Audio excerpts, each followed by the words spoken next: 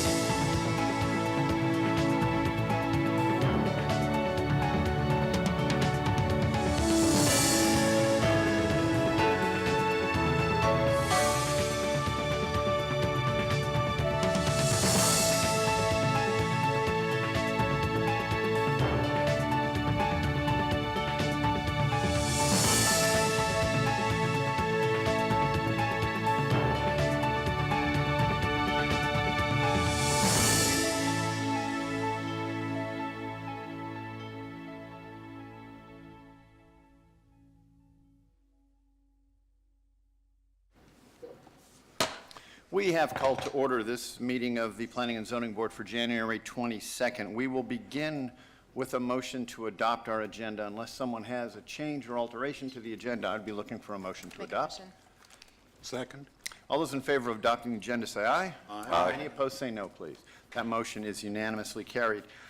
We'll take our meeting minutes from the previous month individually, if that is all right. The first will be our regular meeting of December 18th. Does anyone have any corrections to the minutes at all? No? All right, and then we'll take the meeting for December 11th, which was our work session. Does anyone have any changes or corrections to that set of minutes? If not, a motion to approve both sets of minutes would be in order at this point. I'll make a motion to accept both sets of minutes. Is there a second? Second. Any discussion? All those in favor of approving both sets of minutes say aye. Aye. Any opposed say no, please. That motion also carries unanimously. We will now move to our cases requiring a public hearing. And we will have, I believe, 3 cases this evening that have a public hearing. So I'll briefly go through the rules for such a hearing for each of our cases. We will begin with the case being presented to us by our staff member, who will speak to us about the case and use the overhead slides. And after that, we will begin the public hearing. The first person who will speak to us in the public hearing is the applicant. That person has 10 minutes to talk with us. After the applicant is done, we will then invite any of you who wish to speak to come on down and do so. You will have 5 minutes to speak. We ask you, please, to come down that stairwell to the left. There's some cards back behind the chairs back there. You see some folks grabbing those cards right now. I'd ask you to fill one of those out, hand that card to the clerk, and when you come up to the podium, if you would please begin with your name, that would be super helpful. There are 2 podiums you see in the front here. One has a computer monitor on, and I'm going to ask you to use the other one because it has a timer. That timer's got 3 lights on it. It's got green, which will give you your 4.5 minutes. Your last 30 seconds will be a yellow light, and then when that thing gets red, you are out of time, and I will wrap you up pretty quickly because I want to make sure everybody gets the same amount of time. So how do you handle that 5 minutes if you got a bunch of stuff to say? Well, if you got a few people here representing the same case, well, maybe you tag team it a little bit, and one of you do something one point, and the next one follows with the next. It doesn't really make much difference to have a bunch of people come down and reiterate the same point over and over with us. If we hear it once, that's good. So if you do want to have some people speak in sequence, that would work. If you want to have someone, just one person represent the whole group, or 1 or 2 people, you can always say, hey, I'm representing all these folks, and have everyone wave or stand, and we'll get the idea that it's a pretty big contingent. So there's a couple of different things you can do. However, we are going to hold you to that 5-minute time period pretty strictly. After that, when everyone has had a chance to speak, then I will close the public hearing. We will then discuss the case amongst ourselves and render a decision. Have I missed anything about how we do the public hearings? If not, we'll get rolling right away with our first one. The first case involving a public hearing is 17 REZ11. Ms. Dry's with us this evening. Hello. Hello. Good evening, board. For your consideration is a request to rezone 3.3 acres at the intersection of Kildare Farm Road and Penny Road. The addresses are 3000 and 3002 Kildare Farm Road and 10617 and 10621 Penny Road. The site is located in the southwestern location of this intersection. It's improved with a gas station currently at the corner. There are 3 other sites associated with this assemblage. They are vacant. The existing station at the site has 4 fueling positions, a convenience store with a size of 2,400 square feet.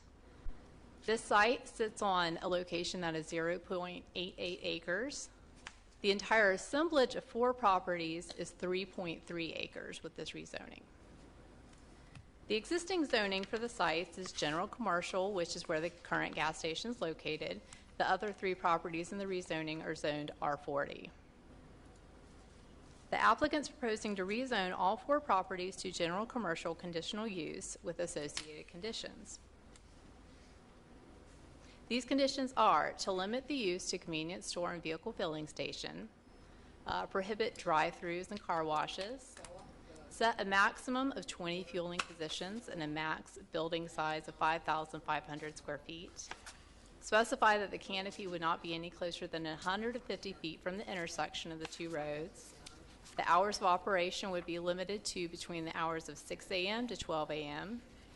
They're proposing increased stormwater control measures, specifying a 35-foot type A buffer along the western property line, along with a 150-foot building setback, and a 10-foot type B buffer along the southern property line with a 50-foot building setback. They're also proposing a privacy fence along the western and southern boundary. Now, the conditions that are highlighted here in yellow have been added since the initial Town Council public hearing. And we have an illustration of what they look like with this slide, where you can see the 35-foot type A buffer along the western property line here, along with the 150-foot building setback they're proposing. They're also proposing the 10-foot buffer along the southern property line and a 50-foot building setback. And then, like I also said, they're proposing a privacy fence along these property lines. Now, before we start the analysis of the site under the Imagine Cary Community Plan, I'd like to briefly share the planning and zoning history that applies to the site. In 1996, Cary's land use plan designated activity areas within the town. This area, which included all 4 quadrants of the Penny Road and Kildare Farm Road intersection, was designated as being part of a neighborhood activity center. In January 2017, with the adoption of the Cary Community Plan, the future land use plan vision has changed significantly. The plan no longer recommends having a mixed-use node at this location. The site's now part of the suburban neighborhood designation on the plan's growth framework map. Next is the zoning history. The site was annexed into the town in 2003. With the adoption of the Cary Community Plan just a year ago in January, there were associated LDO amendments that address sites within mixed-use overlay districts that are no longer within activity centers. And for this site, it is not permitted to be rezoned to a mixed-use district, but instead may be rezoned to any other district consistent with the Cary Community Plan. So because of this change, the rezoning request is for a conditional use zoning district, and it does not include a preliminary development plan. So now that we've addressed the planning and zoning history, this brings us to an analysis of the site with the Imagine Cary Community Plan. The site's located within the suburban neighborhood development category. You can see on this image here that Penny Road is the dividing line, and properties south of that are within the suburban neighborhood. Suburban neighborhood designation should serve as a transition zone to rural and county development. Primarily, it consists of large and small lot single-family development. There is, however, a limited amount of non-residential uses that can be allowed along edges of residential areas. This proposal allows for the redevelopment of an aging commercial building and expansion. This directly applies to the work chapter. It's also noted that the site is clearly on the edge of the suburban neighborhood area and is at the intersection of 2 major thoroughfares. So conformity of non-residential uses within a suburban neighborhood depends on the specific use, the intensity, the compatibility, and transitions. So for these next few slides, I will evaluate some of the transition and intensity criteria for the site. First, when looking at the intensity of a site, when it comes to a gas station, we look at one of the criteria being the number of fueling positions. The fueling position is defined as the maximum number of vehicles that can be fueled simultaneously at a service station. So I've got a picture here that shows fueling positions. So each fueling position is where one car can be fueled. So in this particular slide, we can see a total of 6 fueling positions. So here's a few examples just to give you an idea of what different gas stations with different amounts of fueling positions look like. We've got one example on a 1.1 or 1.01 acre site with 14 fueling positions. This is another example of a site with 20 fueling positions on 1.25 acres. Next is looking at transitions. So the landscape buffer, as I mentioned before, is not a requirement of the site because the site's located within a mixed-use overlay district. An applicant may offer a condition to establish a buffer, and for this site, the applicant is proposing a 35-foot buffer on the western property line, a 10-foot buffer on the southern property line. It's also noted that the site will be required to have a 30-foot streetscape along Penny Road and Kildare Farm Road. I'll also note that since the public hearing, the applicant has strengthened the transitions. They've offered their 150-foot building setback along the western property line and the 50-foot building setback along the southern property line with the addition of the privacy fence that they're proposing. Now, as a point of clarification, the building setback will only apply to buildings and structures. So you can see this 150-foot building setback means that the building structures cannot be closer than that, but there could be parking and other site improvements within that area. If the property was not located in a mixed-use overlay district, the following buffers would apply. So we're pointing this out as just a point of comparison. So if it was located in a location that was not in the mixed-use overlay, they would be required to have a 65-foot buffer along the western property line and a 32.5-foot buffer along the southern property line. So another point of analysis that we looked at with the site was a condition regarding stormwater, which states that stormwater control measures for uses on the property shall be designed for all Town of Cary stormwater requirements at the point of interest shown here. In addition to meeting all Town of Cary requirements, on-site stormwater control measures shall reduce runoff rates.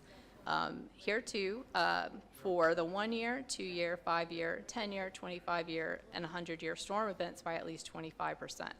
And from our understanding, the applicants offered this zoning condition as a way to improve existing stormwater concerns that some of the nearby neighborhoods nearby neighbors are experiencing to the west of the site. We also look at whether there are any stream buffers on the site, and according to the Town of Cary GIS maps, that shows that the site's not impacted by stream buffers. However, field determination of that will be determined officially at the time of development plan review. There is a future street side trail along Penny Road along the north portion.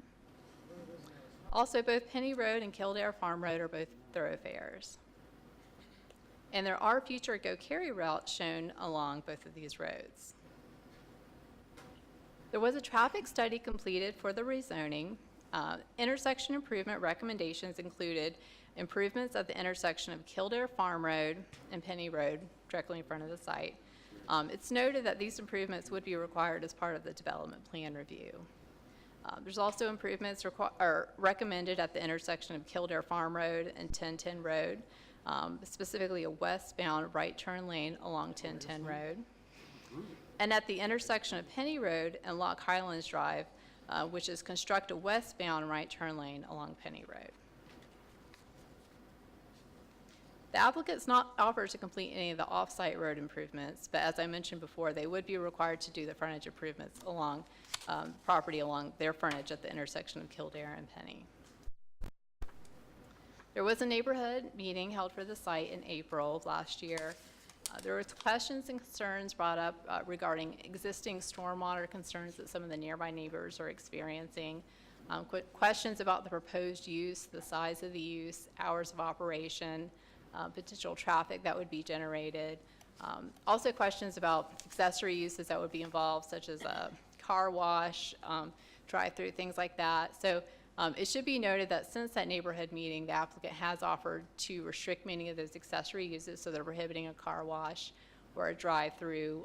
They have reduced their number of fueling positions, and they have had several follow-up meetings with nearby neighbors. There was a town council public hearing in October for the site. There was 6 speakers at the public hearing. Many of the speakers were not necessarily opposed to the rezoning, but they did have concerns regarding the size of the expansion, traffic in the area, and road improvements. Council also had feedback regarding buffers, the size of the expansion, architectural compatibility, things along those lines. So staff's preliminary recommendation is for approval for this site. This is a case where there were many pros and cons, and these were analyzed using the Cary Community Plan. And on balance, the recommendation is for approval. But I'd like to run through a few of the various points of analysis with you. The site is designated as a suburban neighborhood on the Future Growth Framework map, which is described as a transition zone. Suburban neighborhoods can have limited amounts of non-residential uses, including neighborhood commercial, civic and institutional, and small format commercial uses. And this site is located clearly at the intersection of 2 major thoroughfares. It's on the edge of the suburban neighborhood designation. And so, following the guidance of the Cary Community Plan, staff notes that a gas station would be an appropriate use for this location. However, the size and the intensity should also be considered. So when considering the intensity of the site, the proposed zoning conditions for the site would allow for a gas station with a maximum of 20 fueling positions with a 5,500 square foot building on a 3.3 acre site. The existing station is on a 0.8 acre site, so they're increasing the size of the facility, but also greatly increasing the square footage and acreage within the assemblage of properties. So this suggests that the intensity of the proposed replacement gas station may be at the upper limit of the small format businesses designed to serve adjacent neighborhoods, which was envisioned in the Future Growth Framework map. The redevelopment and expansion of the site is supported by the Imagine Cary Community Plan, which has a policy statement regarding retention and growth of existing Cary businesses. Staff also notes that there are constraints on the site, including zoning conditions proposed by the applicant, as well as environmental regulations. The site is located in the new suburban district of the Swift Creek Land Management Plan. This sets a maximum of 30% impervious surface limit for new development. Further, the applicant has proposed to mitigate stormwater runoff above and beyond the requirements of the LDO. The applicant has also proposed to address transitions to adjacent residentially zoned properties through establishing minimum buffer widths, opacity, and a fence, and providing increased building setbacks. Additionally, the applicant has proposed to limit the intensity of the site through zoning conditions, proposing to restrict accessory uses, including a car wash and a drive-through, limit the hours of operation, and number of fueling positions. And so in summary, staff is recommending on balance for approval for this request. Properties within 800 feet of the subject site were notified of the public hearing, and the property was posted with public hearing signs, and legal ads were placed in accordance with the Town of Cary Land Development Ordinance. So this concludes staff's presentation. The applicant is here to share comments. Following that, in the public hearing, staff will be available for questions. Thank you. Thank you. We'll open the public hearing now and hear from the applicant.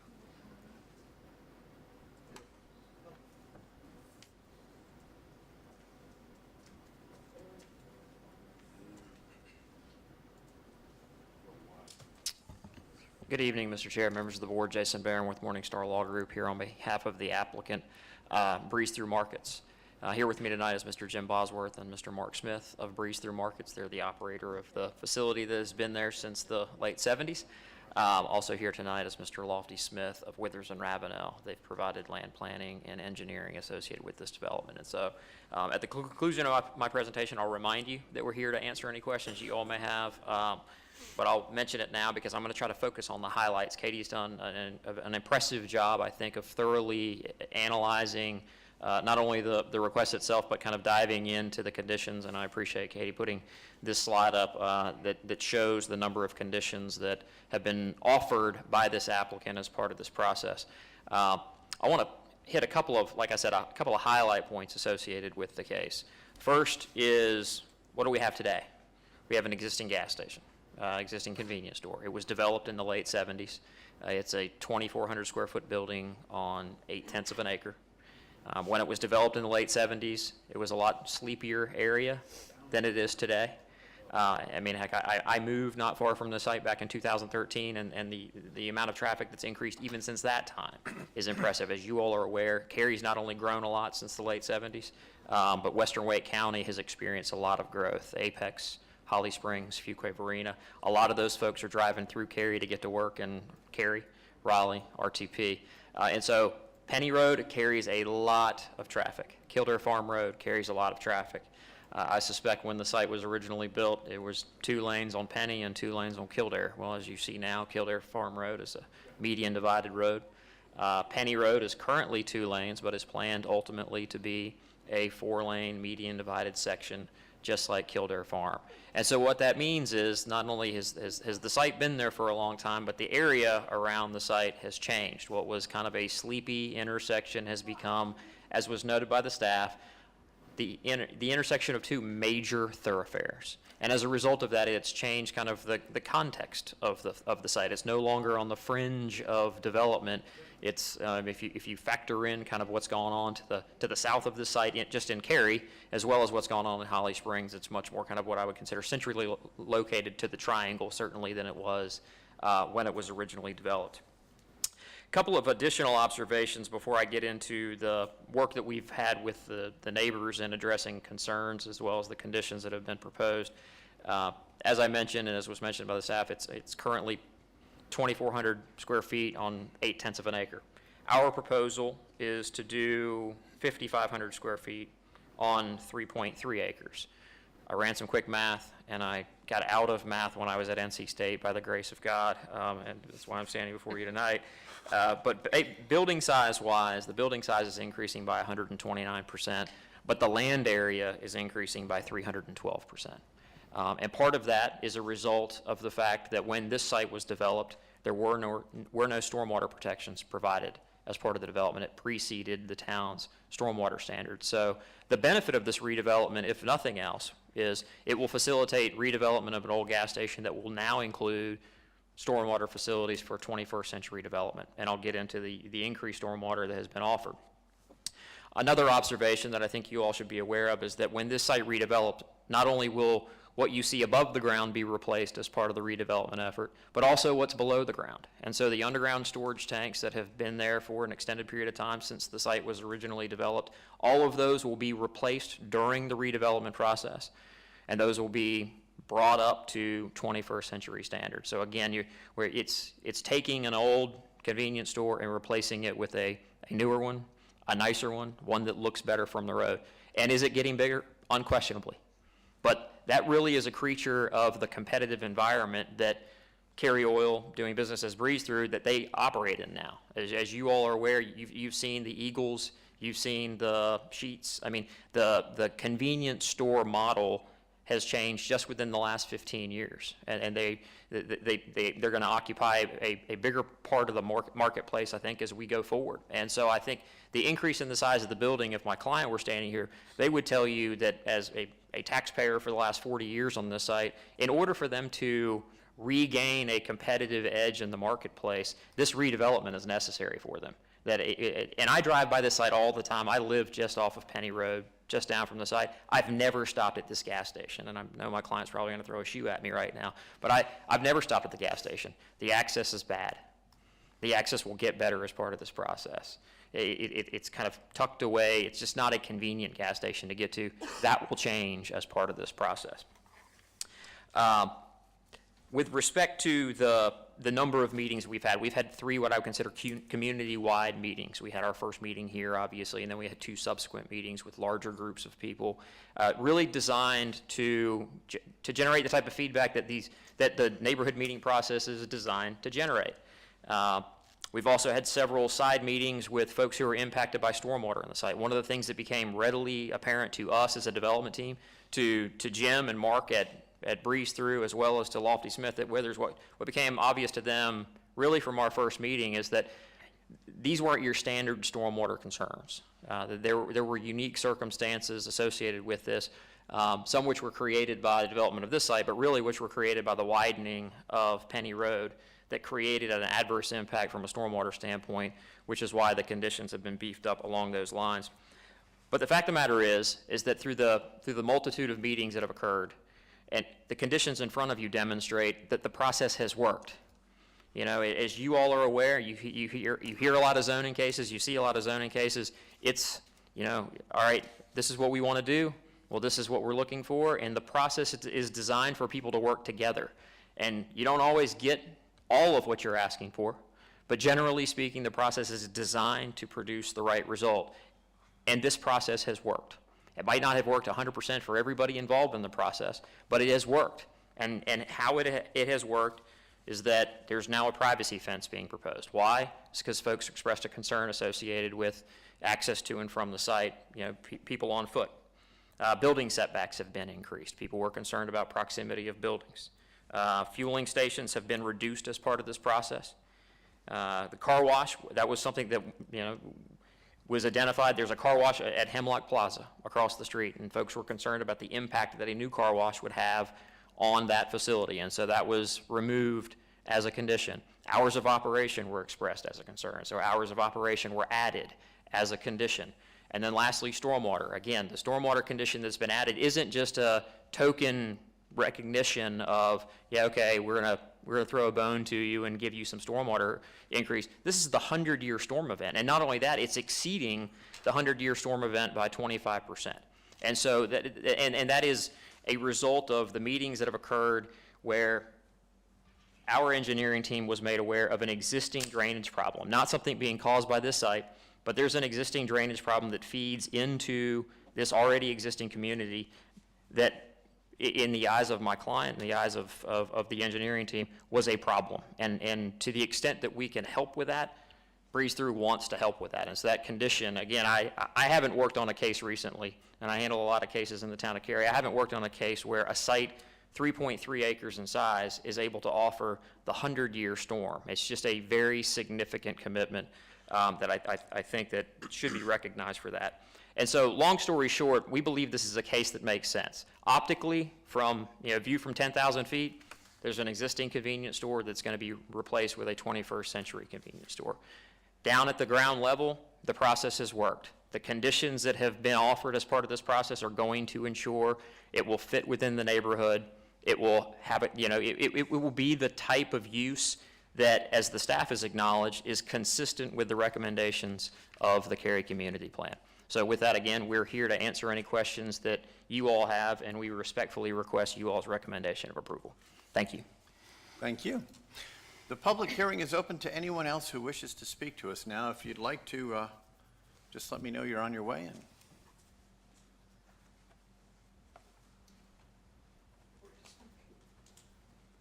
We have someone working their way down, so.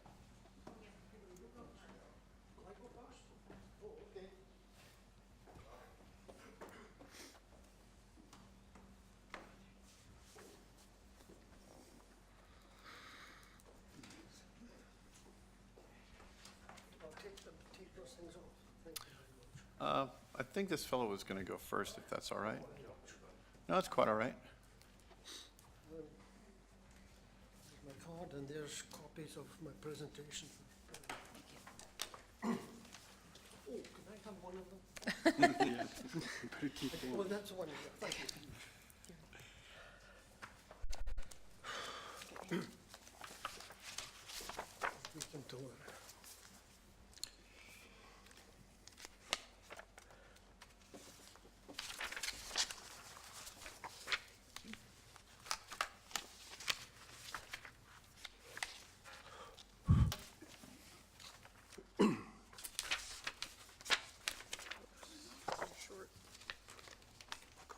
You have one more?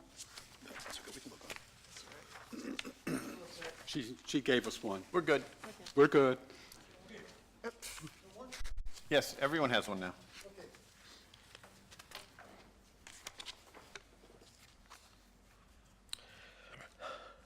Good evening.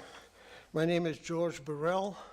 I'm a resident affected by this project, but I'm also Professor Emeritus of Property Development, Finance and Management from one of the better universities in the United Kingdom. And I use better in the sense of British understatement. I will refer to the document I've handed out to you. Firstly, if you could go to page 5 of the number on the top of the page, a statement by the mayor after we addressed the town council. But as for the overall proposal, Cary Mayor Harold Weinbrecht said he needed to be convinced of its efficacy, primarily its size. I need a compelling reason for the scope of this project. Weinbrecht said, I do not see it right now. That was the mayor's conclusion. I will press on. At the foot of that page, you can see that subsequent to the mayor saying that and us presenting to council, the applicant has made virtually no changes to his proposal. Yes, fences, etc. Page 6 designates an email from the applicant to the town council, to the town planning office. Halfway down page 7, item 3. Put another way, there is nothing that is neighbourhood scale about the traffic on Kildare Farm and 1010. The applicant has submitted reasoning for the size of this place, development, based on a junction of Kildare Farm Road and 1010, not Kildare Road and Penny. His assumptions and statements in this reason, his raison d'etre, is sound for Kildare Farm and 1010, but not for Kildare Farm and Penny Road. Within 2 miles of this location, 68 vehicles can be gassed up simultaneously.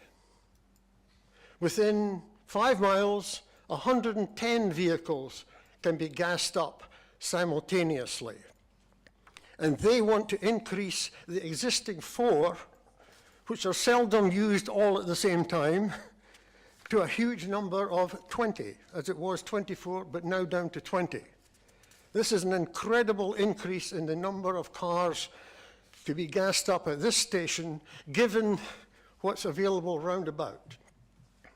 They want to increase the size of the shop from 2,400 square feet to 5,500 square feet. A supermarket across the road had difficulty in business and closed down. There's umpteen national highly competitive shops around within 2-3 miles of this location. There are many gas stations around, each of which has its own quick food as you get gas type of offerings as well. It's an enormously competitive business, and if you look at the place as it is at the moment, seldom do you find 4 cars being gassed up at the same time. Seldom do you find more than 3 people in the store, usually paying for gas or buying a bottle of Coca-Cola or something, bag of chips or something like that. So the basic premise they have here on page 7 is false from putting such a huge development in this location. It is not a major crossroads. In fact, the volume of traffic going north on Kildare Farm Road would have great difficulty having access to gas filling at this location. Similarly, with vehicles going eastbound on Penny. Sorry, eastbound would be easy, westbound would be difficult. So that basically it is not a simple junction with masses of traffic going in either direction. You basically got only two directions of traffic which have easy access into this particular corner location. I'm afraid I'm going to have to stop you there. You're out of time, sir. Oh. Okay, would you be kind enough to read my presentation? We'll take a look at what you give us. I And I've promise you also that. included what I provided for the town council. And We'll I take a tri- look at I it. tried I'm to afraid put I got to give other folks their equal 5 minutes as I well. understand, and the summary page on page 13. Will do. Thank you. Thank you. Is anyone else here to speak? Yes.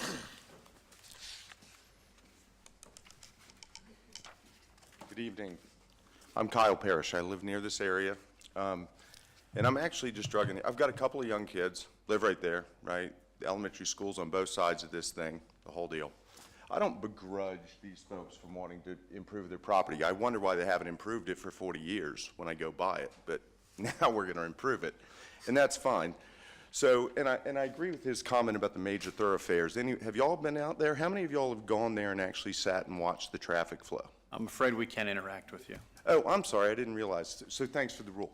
Anyway, so there's traffic 2 times a day, and that's when, well, actually 3. School lets out, businesses are going in, or school's going in. That's it, right? So about 8 to 9 in the morning on Penny, there's a little bit of traffic because they're lined up at Penny Road, and about 5 o'clock. That's about it. So these aren't major thoroughfares. And to his point about 1010 and Kildare Farm Road, yeah, there's 2 gas stations there, which I believe one of those is the picture you showed, right? Yeah, she showed the gas station at Kildare Farm and 1010. So in your staff, and can you show me how to get to the 20 station picture you have? I think we should look at the 20 pump station picture here to see how this fits in a residential neighborhood. Yeah. So, does that look like a residential neighborhood thing to you?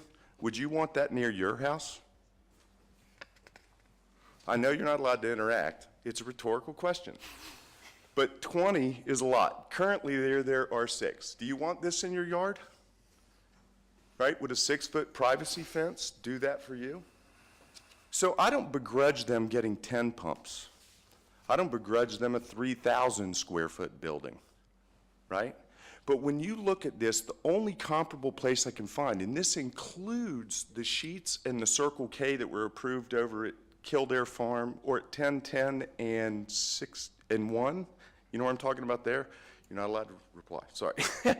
But if you go there, they don't have the number of pumps, and they are at a major intersection of 1 and 1010, and neither of them have 20 pumps, right? So what they're building here doesn't really have a place. I'm not saying you shouldn't let them build it, but I am saying that, man, this thing needs to be toned down some. And I'm also saying that there was a statement about architectural improvements by the staff, and then it was completely missed. There were no architectural improvements proposed at all. So I don't know what this is going to look like, but I would like somebody to make it look as if it's architecturally integrated into the woods there. It's a beautiful community where this is, right? Take a page out of the gas station near Lifetime where you can barely notice it's there. They do a good business, but they've built it with nice siding, they've built it with nice roofing, they don't have a whole bunch of lights that are creating light pollution everywhere, because the people here with our 20-station canopy that's 150 feet from the road, which is interesting because that means it's a lot closer to the houses, is going to emit a tremendous amount of light. And that is not going to be pleasant for the people that live there.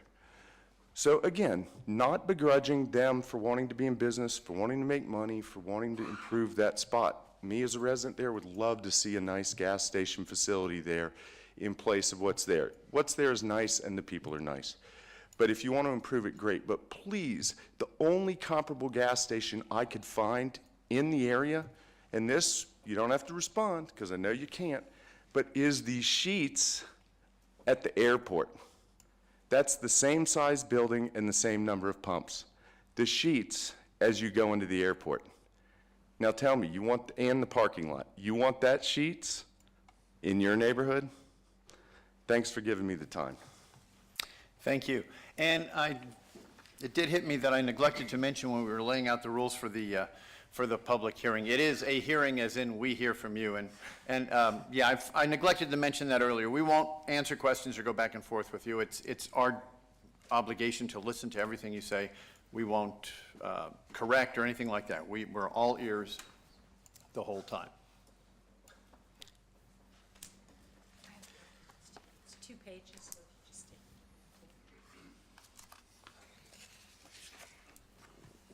Hi, my name is Debbie Pugliafico, and I live at 105 Fox Squirrel Court, right across the street from the proposed gas station. And I really appreciate all of you listening to our concerns. This gentleman was very eloquent in what he said, and all of us who abut this property do not begrudge these people at all for wanting to make improvements, and we're all for those improvements, but it's what they are proposing. I felt our first meeting with the Cary Town Council was very productive. The council allowed all of us to speak and voice our concerns, and we focused on many. One in particular was the size and scope of the project in primarily a neighborhood setting. At the end of the evening, the town council spoke, listened to what we said, and I believe there were 7 members on the town council, and 5 of them spoke. Every single one of them stated that they felt the project was too big for the property and the surrounding area, and that Cary Oil needed to do some homework before it came to the Planning and Zoning Board. Again, every single one of them. I want to repeat what George said about the mayor, said the same thing. I need a compelling reason for the scope of this project, and I don't see one right now. So we got a letter in the mail to meet with Cary Oil again to discuss what they wanted to propose before we came here.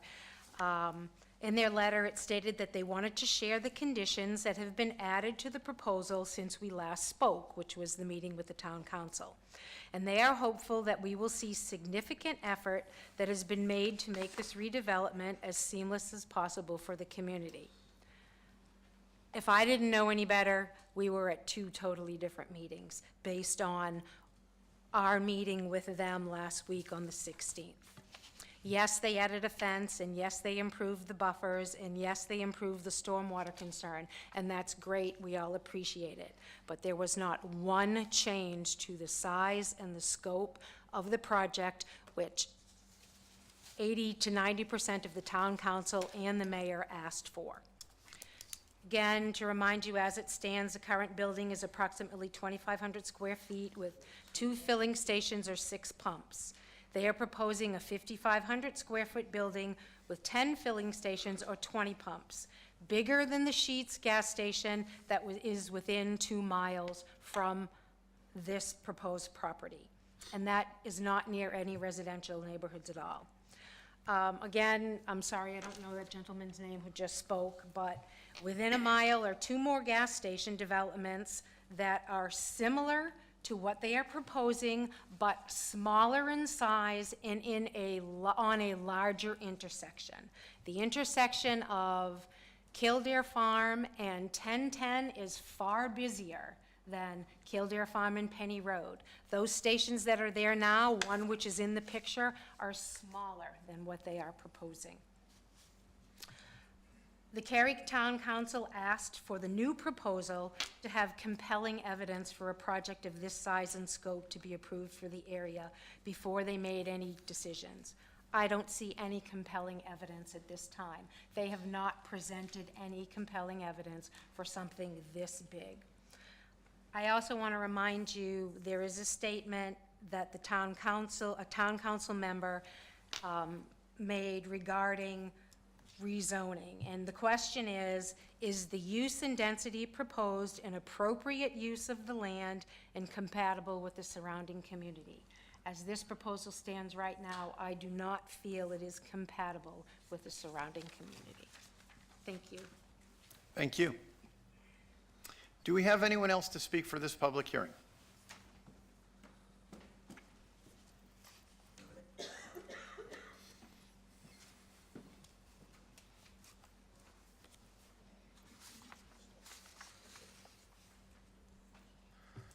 Hi, my name is Chris Mahalik, and I live at 10816 West Bridgeford, the same neighborhood as Kyle, one of the previous speakers. So one of the first things I would like to say is I would like to compliment Cary Oil for their approach during this whole process. They have been very easy to work with.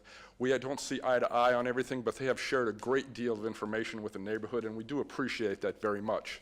And when people talk about the stormwater control, Cary Oil has given us more consideration, more attention than the town of Cary has done or the state of North Carolina. So we really do appreciate this thing, and we really want it to happen. I will talk about a couple of other things, but the stormwater is really important to us because on the picture that you see up there, right now all the stormwater is still going to dump through our neighborhood. One of the things from the council, and that still hasn't been clear to me that I don't think has been adequately addressed by the planning team, is that, can we dump some of that water down Kildare Farm? I know there's probably future commercial expansion related to that, but why haven't we been able to kind of see something like a comparison like that? Granted, we want the stormwater to be fixed, we'll take it, but we haven't seen it. It's kind of a chicken or the egg. It'd be nice to see it if we could not have it go through the neighborhood at all. I ask you guys to consider that as you look at this proposal. I won't belabor a lot of points. My neighbors have made the point about the size of the building and the number of pump stations. Currently we're going to have 4 pumping stations. They want to go to 20. As I said, the Sheets down the street and the Kangaroo, or Circle K as it's called now, I believe they have 12 and 16. As Kyle said, the biggest one that we can find is over by the airport, 20 fueling stations at 5,500 square feet. That really doesn't seem to be fair in a residential neighborhood. So what I would propose is, it was kind of interesting, George was able to get some emails that was passed around by the staff. The original proposal was around 14 fueling stations, then it went up to 24, then down to 20 or something like that. The original 14 seems to me something that would be more fair. If you guys look at some of the history that was done there, that was what the staff originally talked about, it appears. Now granted, I might not have seen all the emails, but this is something I think you guys should take a look at, all right? But one of the things that, as Deborah said, the town council, when we were in front of them in December, they all said kind of the same thing. Do we really see a compelling need for such a large site at this particular point? So that's one of the things I like to look at as we look at. As Kyle said, does it fit into the character of the neighborhood? It's one of those things that, if this were in Preston, would this happen? So we've got to make sure that, just because it's kind of on the southern edge and on this thing, doesn't mean that there's not neighborhood people associated with it, okay? But I do urge you to look at those staff emails if possible. And lastly, and this is more of an overall planning discussion or something to look at like that, and this is something you guys can't do at this point, but something to consider in the future. Because as you said, these stormwater problems we're having are a result of the Hemlock Plaza that was built, and it was not considered the way when they widened Penny Road and did all these things, all that extra water dumped into the neighborhood. One of the things that I would really like to do, and I would like to push this as I get into as a regular citizen going forward, there really needs to be a regular 1, 3, and 5 year review by the town of any kind of rezoning like this, especially when it's in the inner city, because Cary's not going to grow anymore. You're going to have to redevelop all these lots, just like in the northern part of the city where we try to rebuild things. We need to see if 1, 3, and 5 years there's some unintended consequences. Like I said, Cary Oil has been a wonderful neighbor. I really appreciate everything they've done, but there's going to be something probably go wrong with this proposal that they didn't anticipate, that we didn't anticipate. It would be great if there was a formal proposal or formal review process that we could rely on if something happened, that the town of Cary would actually do something about, rather than having the citizens fight an uphill battle against it. So like I said, nobody begrudges Cary Oil expanding this site. I think everybody would like to have a nice gas station there. It's just the size and scope of it. Thank you. Thank you. Does anyone else wish to speak? Just give me a wave or stand up or something like that, and we'll hold the floor open. Going once, twice, I see no one. So we will close the public hearing, and the board may now ask questions of the staff or of the applicant. I will start on my left, and Yes, we'll I do. go down the road. Thank you. I have a couple of questions, and I apologize, I should have known to ask this sooner. Can staff tell what the peak trip hours are for 1010 and Kildare compared to 1010 and Penny, or Kildare and Penny? Looking to. Should have emailed that earlier, but No, it that's just fine. dawned on me. Looking to see if someone from Transportation and Facilities happens to have that information. And so as a clarification, you ask about comparison between 1010 and Kildare, and then Kildare and Penny. Kildare and Penny. Good evening. I'm Priyatham Khanna with Transportation. Generally, we have out as daily traffic at intersections. We do not count the peak hour trips. Whatever the norm is. So on Kildare Farm Road in this area, there are around 23,000 cars per day. On Penny Road, there are around 9,000 cars per day. And again, this is based on 2013 information that NCDOT has. I don't have the information right in front of me for 1010 Road. So this data, again, was collected back in 2013. It would have slightly gone up by now. Okay.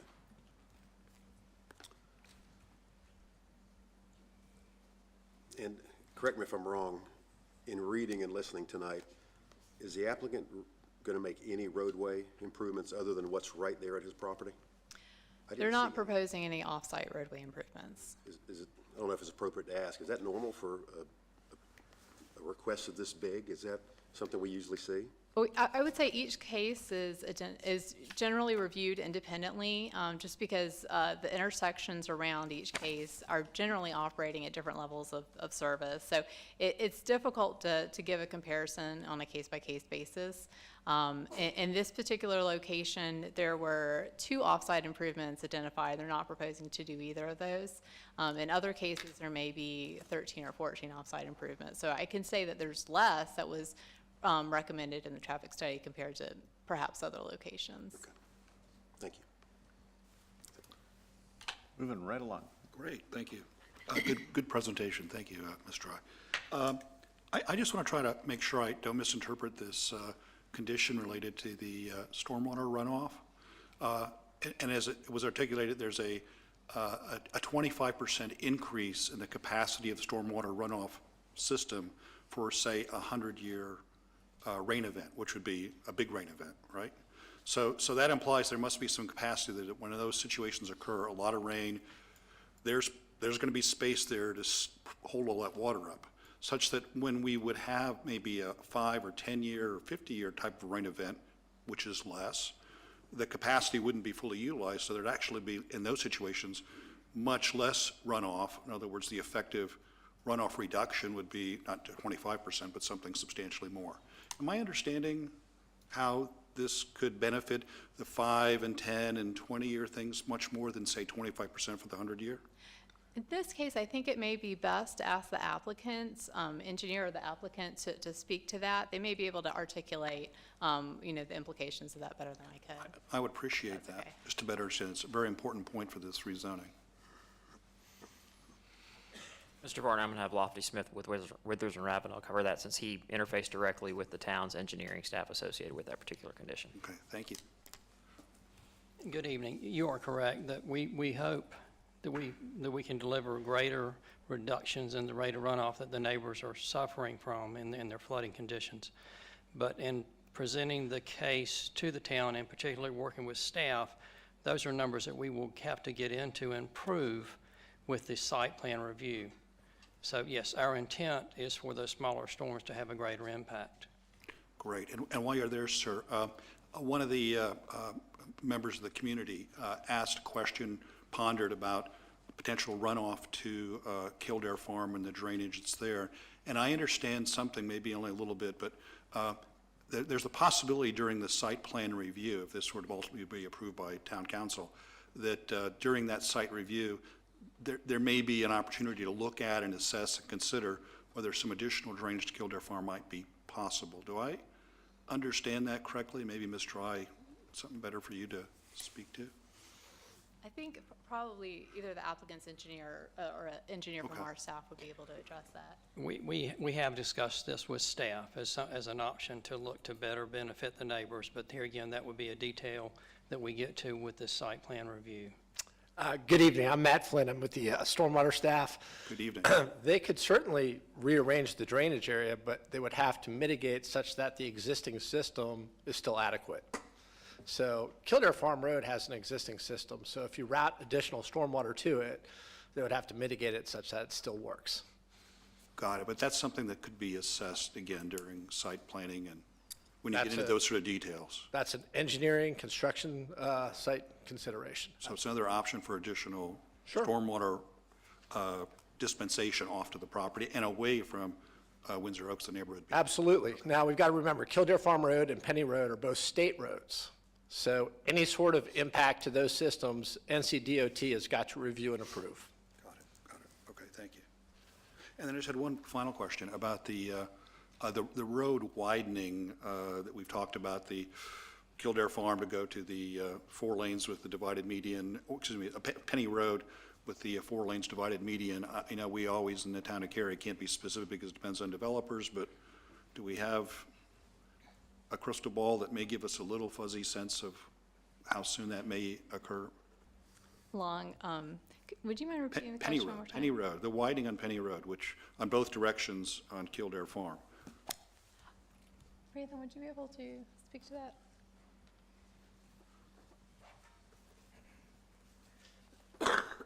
If I could get some clarification, you're referring to the entire section of Penny Road Yeah, or the Penny Road immediate going area? both directions, which are both slated for future time to be 4-lane divided, which they're not today. Obviously, it's 2-lane and not divided. On the east side of Kildare Farm Road, there is enough pavement for a 4-lane section with a center left turn lane if we ever need to use some restriping and utilize that extra pavement. On the west side, I'm not aware of when that road widening would happen. But it is in the ultimate long-term plan. It is a 4-lane median divided facility. And that would ultimately go all the way down to probably 1010 where it intersects there at some point. Yeah, at least the entire stretch that's within Cary, yes. Okay, thank you. That's all my questions. Thank you. Mary Jo? I was a little confused by some of the road adjustment considerations or suggestions for improvements that the applicant has declined to do. But particularly in terms of how those impact the ingress and egress routes. I didn't see a diagram included in here that shows what are the right-in, right-out options that were being suggested in terms of accessing that property. And it seems like that's at a kind of a, as several people made the point, there's one corner only that's impacted and it'd be really difficult to get traffic to it from other directions other than if you were coming from the west side of Penny Road or the south part of, no, the north part, I guess, of Cary. So just curious how that's envisioned. There was a diagram submitted for some of the access points associated with a traffic study that was completed for this. And I do not have a copy of that to pull up in a slide in front of you, but I believe it is an attachment to the staff report. Okay. But that does shed some light on where potential access points would be.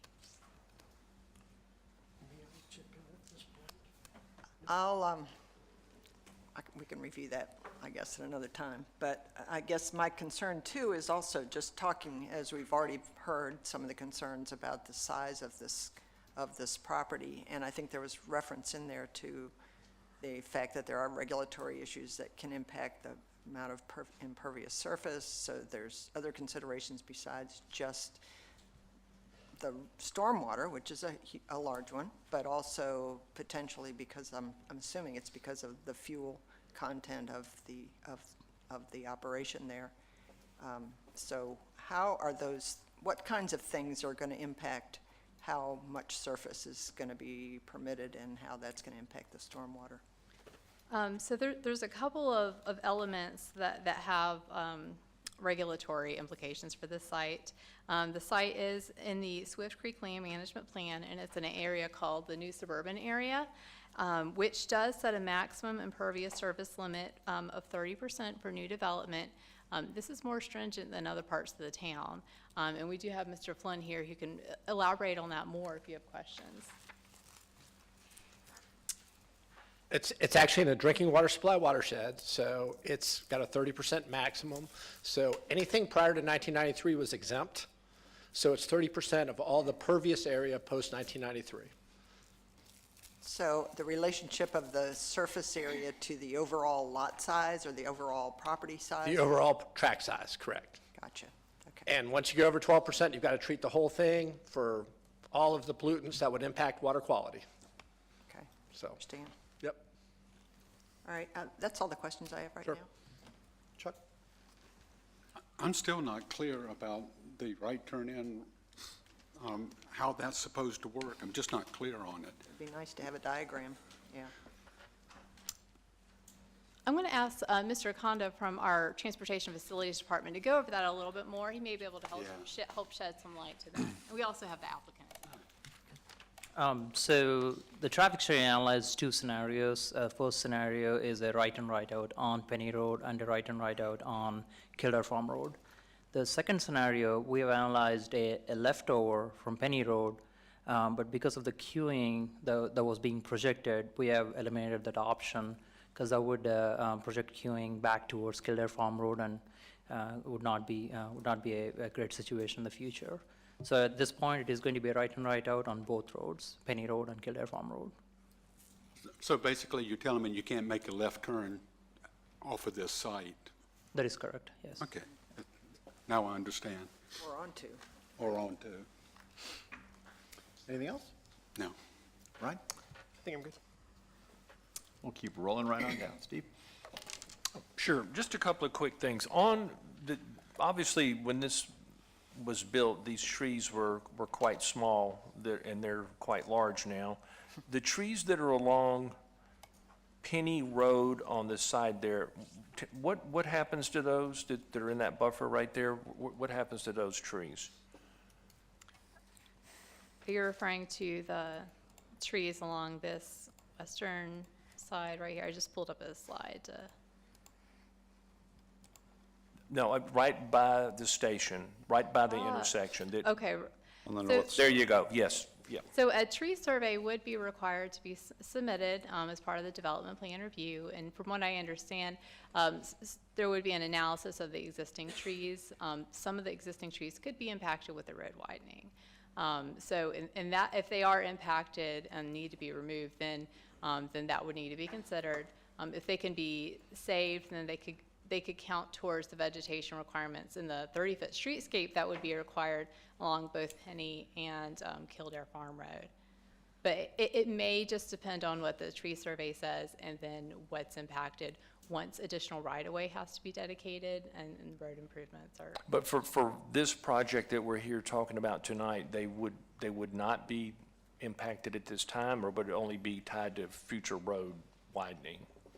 It could be potentially impacted by this site. Okay. When this site redevelops, they are going to have to dedicate right-of-way along Penny Road. So this Right. property line is going to shift closer in, and there would be road improvements, road widening that would occur. Okay, and then I just have one other question.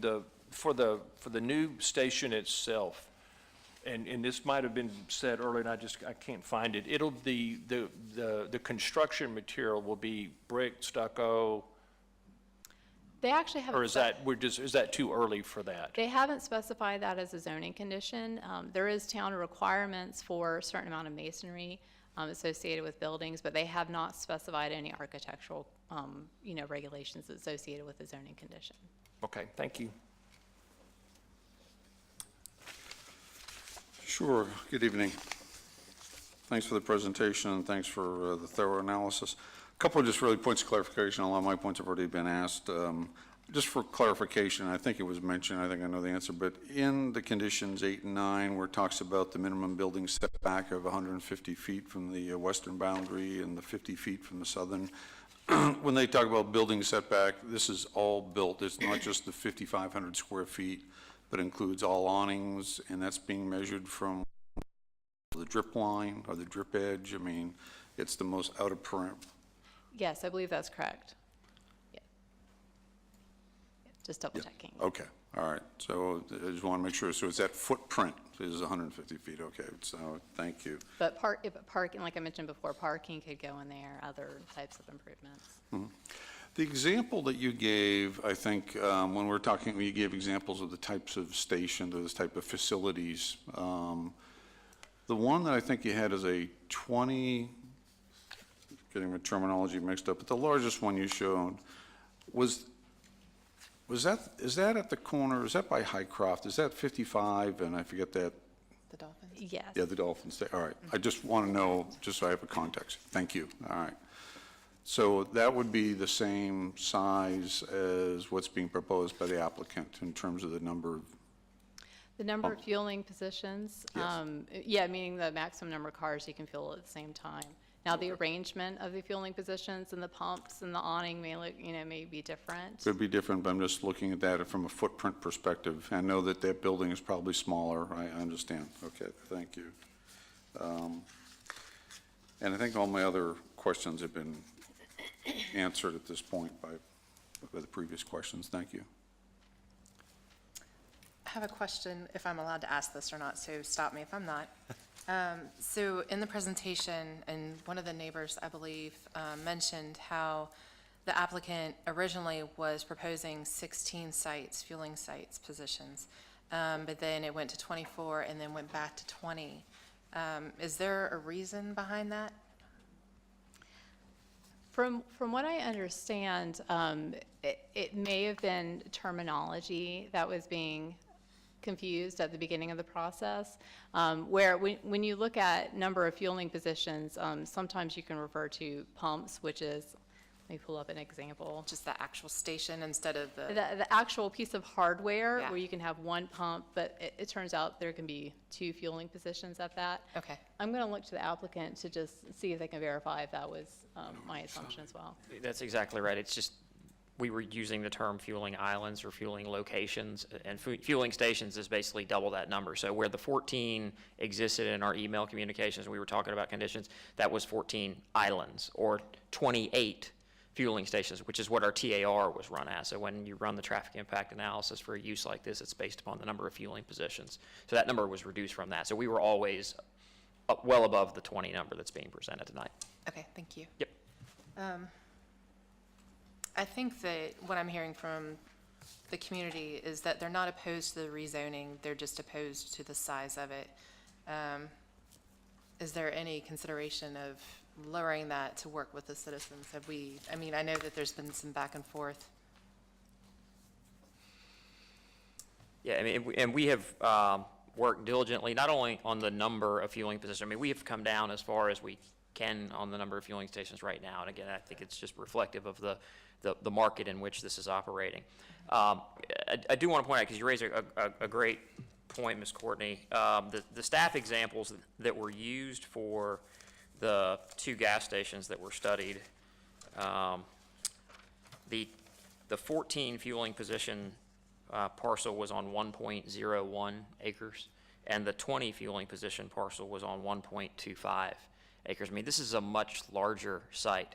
And from a buffering standpoint, and I think that part of what we have endeavored to do is, while maintaining the competitive ability of Cary Oil to continue at this operation, part of what we've endeavored to do as part of this process is to essentially create the buffers that don't make this feel like it's in the middle of a neighborhood. And if you can look at the slide, on its face, while this is designated per the land use plan as a neighborhood transition area, this is clearly not a site that's in the neighborhood.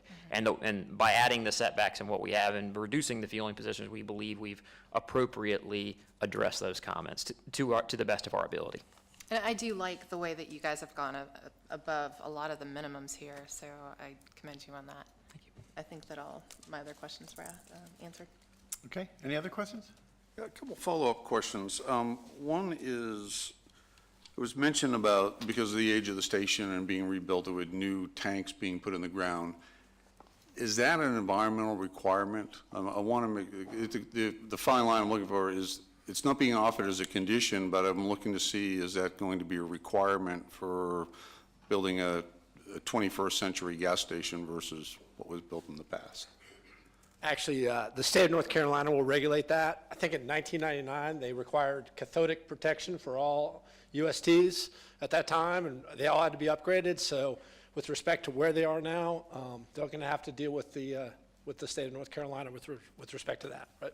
Yeah, and in terms of the requirement, it's really a demand-based requirement. It's going to be a requirement in order for our site to be redeveloped with the additional fueling stations that we have. The underground storage tanks that are currently under the site are insufficient to serve the purpose. So, okay. Yep. So both existing requirements and also just from the scale. Just the practical reality of redeveloping the site.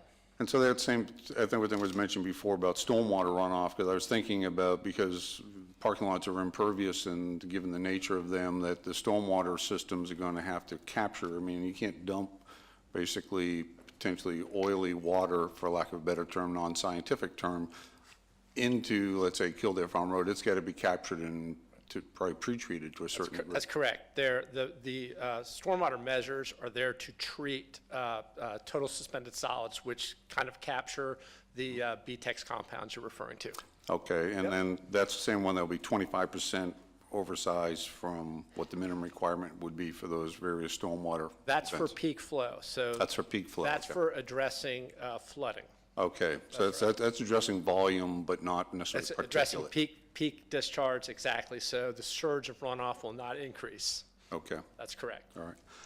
I have one other question as a follow-up, and this is towards the back of the staff report under the traffic. There was the road and intersection improvement section. And there were 4 items that were identified as possible zoning conditions, and the applicant has declined to provide any of them. Can you, but below there's alternative 1 and alternative 2, and the language that piqued my interest was the applicant has not offered the below recommended improvements, but they can be required with the development plan. They being can be required, is that the staff can require them? The LDO, the Land Development Ordinance, would require those as frontage improvements. Which plans, I'm sorry? The Land Development Ordinance would require these as part of the frontage improvements when they go through the development plan review. So even though they're listed in the traffic study as recommended improvements, they don't need to be offered by the applicant because they would be required anyway. Okay, that's what I'm looking at, that they're going to be required in the back. Thank you. I'm done. Anyone else here? Yeah, I actually have a question. So the applicant is proposing a 150-foot and 50-foot building setback. Just for clarity's sake, can you maybe elaborate on what exactly can and cannot be constructed within those 150 and 50-foot setbacks? Sure. I'm going to ask Mr. Loveland from our plan review group to come help me with that. And I actually had a point of clarification that I wanted to share. There was a question about that a little bit earlier. Mr. Loveland shared with me that a building setback actually is measured to the building wall, not necessarily the awning overhang. So I misspoke on that earlier. So. Okay. Good evening, Doug Loveland in the Planning Department. So as she just mentioned, the building setbacks are going to restrict the building location, and the canopy location will be regulated by that, although there are conditions in this instance, particularly to the location of the canopy. Awnings projecting off the building wall are regulated separately by the LDO, are not prohibited strictly by the building setback. There's a separate encroachment that's allowed for ornamental features projecting off the wall, depending on the nature of the feature. Is it a balcony? Is it a canopy or an awning? So we'd have to see that particular, what they're proposing, and then apply the applicable encroachment provisions. But these are anywhere from 18 inches to 3 feet. Okay. So an actual filling station, would that be considered in the building setback or not?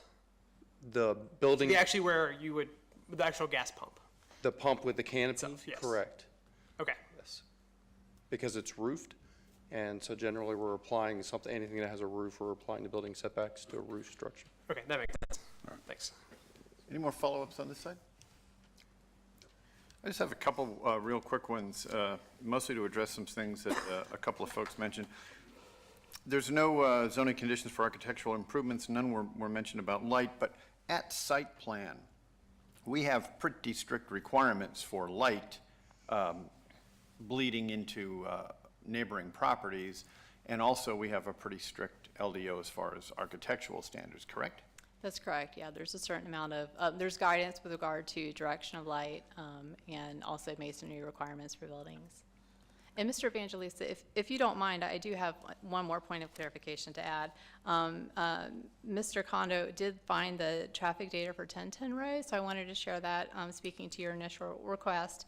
In 2013, there was 16,000 cars on 1010 Road per day. So, sorry, thank you. While we're talking about Mr. Kondo and traffic, I may have a question that, I don't know if you or he will answer this for me, but two things popped in my head. If this existing property, not the large group of parcels currently under review, but just the existing parcel where the filling station is now, if that were to be built today, would those access points being so close to an intersection of 2 state road thoroughfares, would they even be permissible Probably not both of them, but every property has a right to access. So DOT would work out what's the best access location in terms of the roadways itself. So probably the access on Penny Road would be there, but the access on Kildare Farm would not exist. Okay. And would it be fair to say that if this existing access was all that there was, if queuing is an issue for an access point much further west, much further back up Penny Road, then queuing would certainly be an issue on a left turn for an access point on Penny Road? So it would most likely be a right in, right out, if it were done today.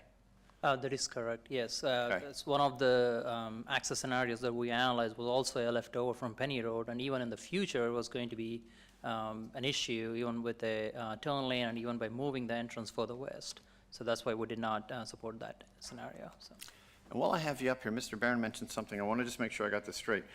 The traffic study, the vehicular volume was a function of 28 filling positions? 24 filling. 24. Yeah. So the volume of cars and the mitigations identified and recommended are based on a larger amount of filling positions than would currently be limited by this condition. That is correct, yeah. Okay. And one last question, since now we're on filling positions. Absent a general condition here, what's the maximum fueling positions that could be done on a general commercial like such as this? I mean, if someone wasn't presenting a condition, sky's the limit, whatever you can fit on there? So I think there's a couple things to think about with that. When someone's rezoning to something like this, general commercial conditional use, and their use could generate 100 or more per-hour trips, and they have to do a traffic study, and they set the criteria for the traffic study by saying what it is that they are proposing. So if they were to come in with more fueling positions, they would set that at the time of the traffic study, and then that's what would be analyzed. So I guess it potentially could be higher, but that would have been set, earlier on in the process, and that's what would have been analyzed with the traffic study. Yeah, the amount of traffic is a direct proportion to the number of fueling positions. So. Great, that's perfect. That answers just what I was asking. So does anyone else have any other questions for the staff or for the applicant? Yes? One more. Sure. Your discussion made me think of, is there any environmental laws that would prohibit you from going to certain filling, what am I trying to say? Yes, Fueling positions? thank you. No, Lisa, do you know anything? No, okay. Just glancing to our plan review staff to Yeah. see if they're aware of any. I was just curious. I'm not an attorney, but can you repeat the question? So I was wondering if there's anything legislative or anything an environmental law that would prohibit an applicant from going to a certain amount of filling stations or So I think environmentally, and they would probably speak to this as well, is that 30% impervious is going to limit them. Okay, There's all that's these practical things that are going to limit them, the cost of mitigation. So there's a number of things that kind of are dotted line limiting it. But as far as the number of fuel stations, there probably is nothing explicit to that. Okay, thank you for hearing me. You bet. I was just curious. Anyone else? Any other questions at all? All right, so if there are no other questions, does someone have a motion in mind regarding this case?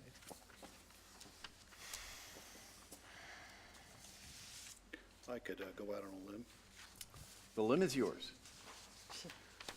Okay, I'd like to generate some conversation.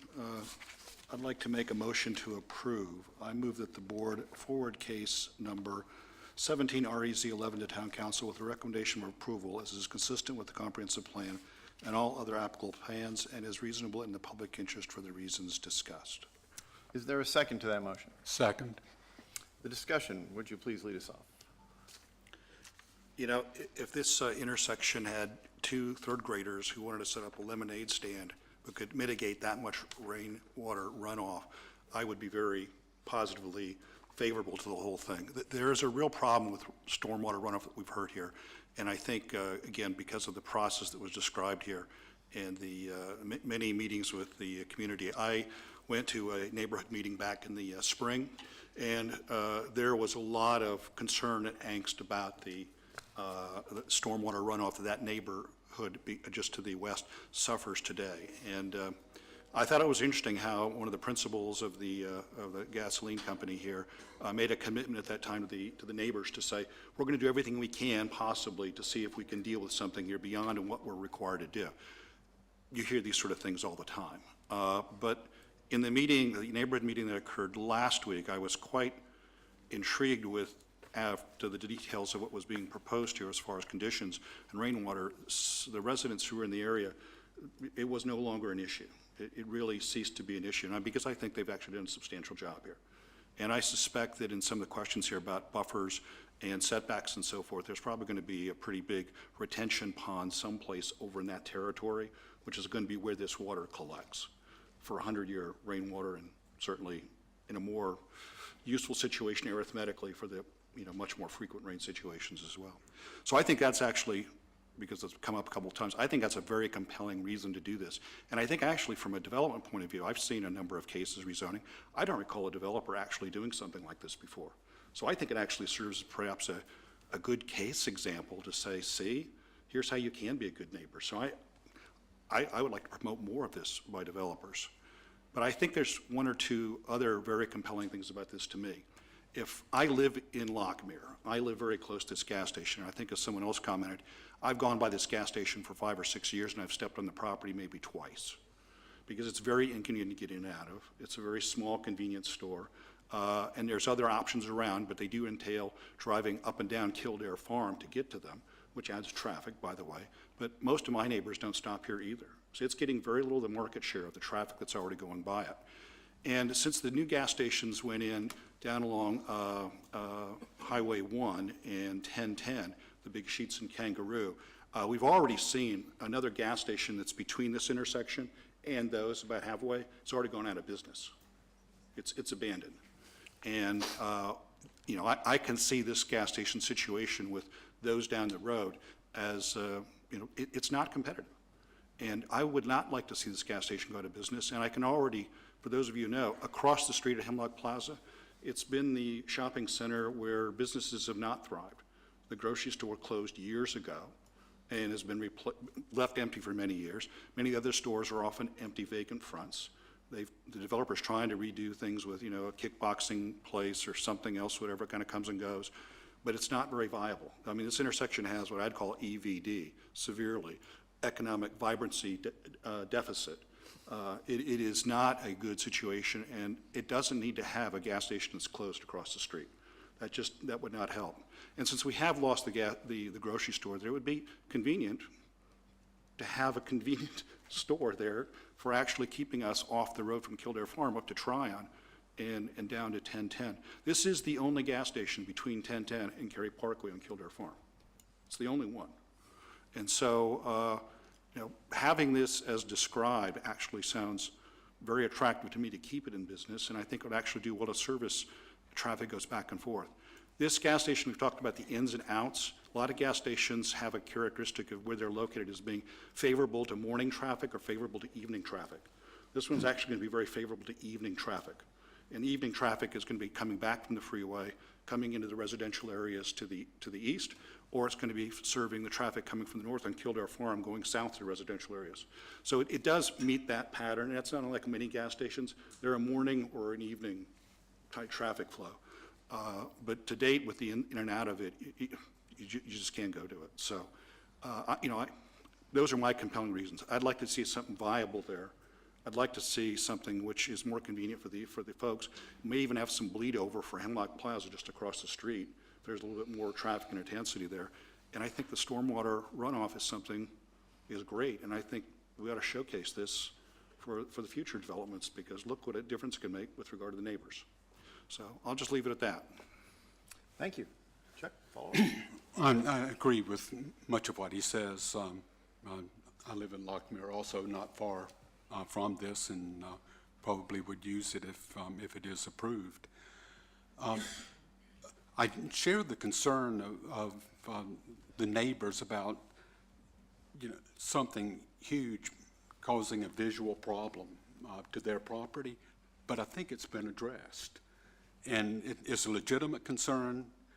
But I think with the buffers and there are lots of trees and all in those buffer areas, I think it'll be adequately buffered so that the neighbors will not be affected by it, with both the fence and with the size of planted buffers in there.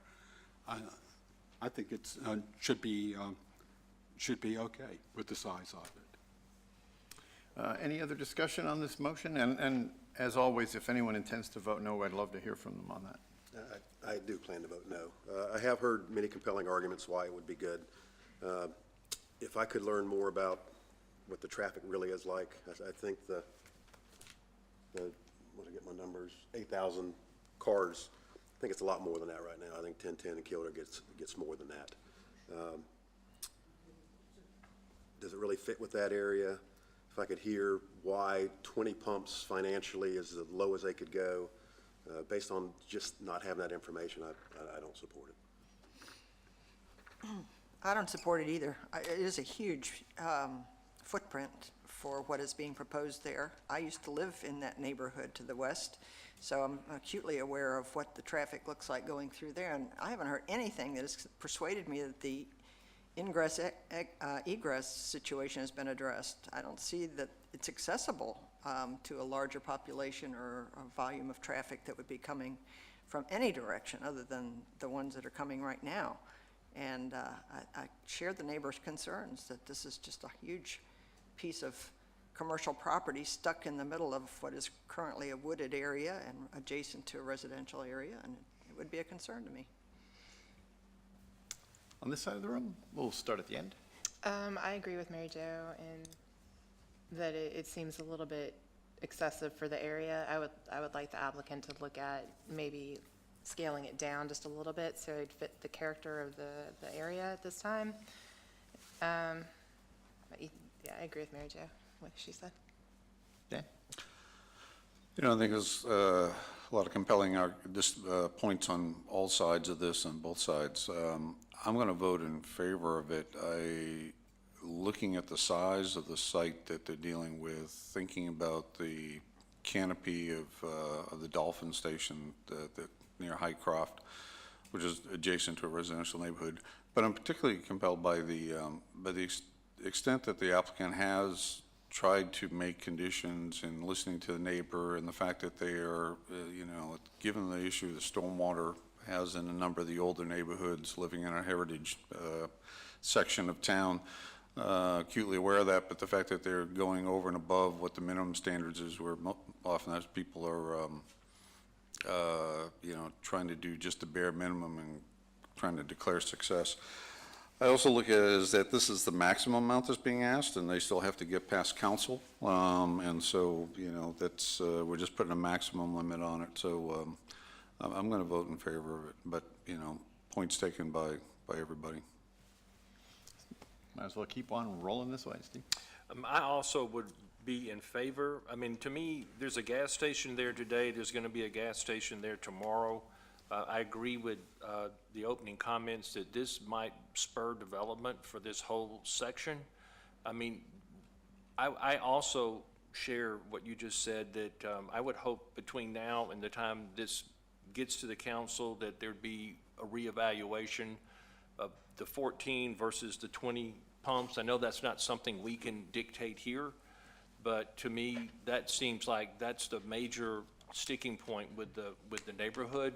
And it would be really good for the applicant to go back and really decide, is that going to make their financial plan viable if it's 16 versus 20 or 14 versus 20. But other than that, they've clearly been over backwards to try to help the concerns that the citizens have. And this one's a real tough one for me. I do applaud the applicant, especially with the zoning condition in regards to the stormwater. I think it was Mr. Mahalak who brought up that the applicant has actually been more receptive than either the town or the state when it comes to stormwater and mitigation. And I think that shows how much the applicant has gone above and beyond of what's required of them to accommodate a problem and not just worry about what is causing what stormwater is being caused by their site, but what is happening in the community around their site and building mitigation measures for that. I think I'm actually going to be voting against this in the no category, and my big reason behind that is I look at this case and I wonder if this was a greenfield and we were looking at a completely new development of an applicant wanting to put in 20 filling stations, how I would feel. And I definitely would not support that. I can understand the economic development and the revitalization arguments, and I give a lot of credit to that, but just thinking, here you have a residential neighborhood and you have 20 filling stations coming in, and I really just don't see that. I think that the scope is too big. I think they're asking too much. I definitely would support something scaled down, but as it is on paper now, I definitely can't get behind it. I guess it's to me, and you know, they tell us all the time when we're doing these P&Z things too, what they're really looking for from us is your own personal view as an individual citizen. Well, as some of our board members here who live near in Lockmere, I live just a very short way west of there, less than a minute away. And so I do have a lot of personal experience to draw from. This was my go-to gas station all the times I ran out of gas for my lawnmower, and I had to, on a Saturday, run out and get it. Was, not is now. And the reason is because I could not stand sitting on Penny Road with 20 cars in front of me at that red light and knowing I'm still 10 cars away from the access road to get in there. And there used to be these giant potholes, and you could go on the shoulder and kind of bounce your way over, and that got untenable. When you're coming north currently on Kildare Farm Road and you cross the Penny Road light and then there's an access point into this gas station, I don't know of anyone who dares slow down enough to turn in there without staring with all the fear of God in their rearview mirror at the person trying to make the light doing 60 miles an hour coming right up their rear end as they slow in and turn in. It is just murder to get in and out of this thing right now. So I can kind of see where you're making it bigger, and to me, it's just to get the access points further away from that intersection make all the difference in the world. So to do that, you acquire more property, your investment's much bigger, and now suddenly you got to have a bigger economic driver to make this thing fly. Okay, I get that. And that's not really why we're here, is to help businesses stay on their feet or whatever. But I look at this page that's in front of me now of all these zoning conditions, and this is the kind of stuff that you say, well, hey, we got to make this thing kind of big because we have to get these access points to where they make sense and they're safe. And it is big, let's not mistake that. 20 is pretty huge for this thing. But we're going to do this mitigation for stormwater. I don't think we've given enough credit to changing the hours of operation, because these giant gas stations we're talking about on US 1 and 1010, or the one further down on Kildare Farm and 1010, they roll 24/7 as far as I know. There's a lot of traffic on this road at 5 in the morning. When I'm going to the gym in the morning, it's pretty jammed. So to deny yourself that business and go with 6 a.m. to 12, I think is a great concession to the neighborhood. And the buffering and the other things that have been done that a large lot allows you to do, I think have been really, I applaud them. I could not applaud them anymore. I know that we're not supposed to think about who this actually is or what business it might be, but everyone gets in their mind this giant 20 pump of the big red and orange kind of thing. And it is large and it's massive, but we have an awful lot of standards we impose on things, and like we saw the picture of the dolphin, if that's what it is, it has a much nicer canopy than something you would see out on I-95, and I have all the faith in the world in the town staff and the LDO to make that easily fit within the area. So I'm going to go with this too. It is big. I'm in full agreement on that. I would feel so much better if it was a little smaller, but I don't feel bad enough to say no on this. Anyone else? All right, so I think we're pretty close to split down the middle. So would all those in favor of 17 REZ 11, please put your hand in the air as well as saying aye. Aye. I have 3, 4, 5. All those opposed, same thing. No, no, no, 4. Okay, so the motion passes 5-4. And I'll remind those folks out there, this is non-binding to council. They can do whatever they want. This is purely a recommendation from an advisory board, so you still have plenty of opportunity to see this thing through. Thank you all very much. We will move to our next case, which is 17 REZ 21, and Ms. Dry doesn't get a break. She goes right into the next. All right. Well, this is a rezoning request. It's 7.99 acres. It's at 6736 and 0 Louie Drive. This is the location of the property. You can see it's mostly wooded. It's in the northern portion of Louie Drive. The site is, again, mostly wooded. There's one single-family house on the site. You can see along 55 here. To the east of the site is a Brookstone neighborhood. To the north is an existing daycare. This daycare receives its access actually through the site. You can see this private access easement on the eastern side of the site that goes up north to the daycare. Across 55 is Turner Creek Elementary School, the Oaks at Turner Creek, which is a residential subdivision. To the south is a mostly undeveloped lot with one detached dwelling. I'd also like to note that there is a 40-foot landscape strip that's in between the site and Louie Drive. This landscape strip is to the north and south of Louie. It's owned by the Brookstone Homeowners Association and is maintained as a landscape strip all the way out to 55. Now, when this case was sent to the Town Council for a public hearing, the staff did some research on the history to find out more information about these existing landscape strips that are owned by Brookstone. And following the public hearing, we were able to identify why they're in place and a little bit more about them. So what you see here is a historical aerial showing the previous alignment of Louie. It originally was just a private road that accessed a few residential lots. And when Brookstone was approved, there was a requirement for Brookstone to connect to 55. So staff research found that the developer worked with adjacent property owners, being these property owners here, adjacent to 55, to purchase the right-of-way necessary to extend Louie Drive to 55. And the landscape strips on either side of Louie were established to serve as a buffer between the adjacent property owners, being these property owners here, and the road itself. And the width of the landscape strips was determined based on the maximum amount of width that would be needed to clear the slopes adjacent to the road. The site's located in Wake County. Its current zoning is a Wake County zoning designation of Highway District. The applicant's proposing to annex and apply initial town of Cary zoning of residential multifamily conditional use and watershed protection overlay district within the Jordan Lake subdistrict. The applicants propose the following zoning conditions: to limit the use to townhomes, accessory uses, neighborhood recreation. They're proposing a maximum of 64 dwellings, which is approximately 8 units per acre.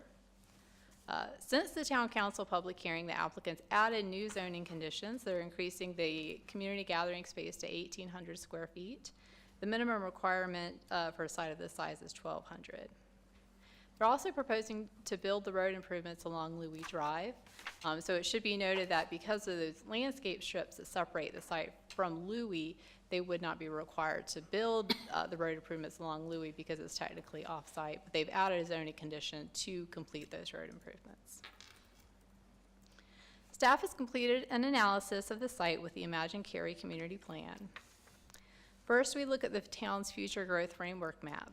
It's identified this area as traditional neighborhood, which is generally viewed as accommodating moderate amounts of different housing types, including single-family detached, patio homes, townhomes, and multifamily.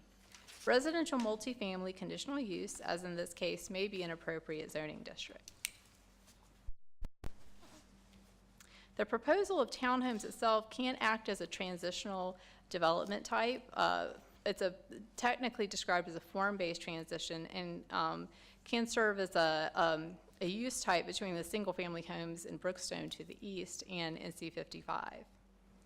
Additionally, Louie Drive is classified as a collector street, and as noted before, because the landscape strip is located between the site and Louie, that means the town would not be able to require road improvements.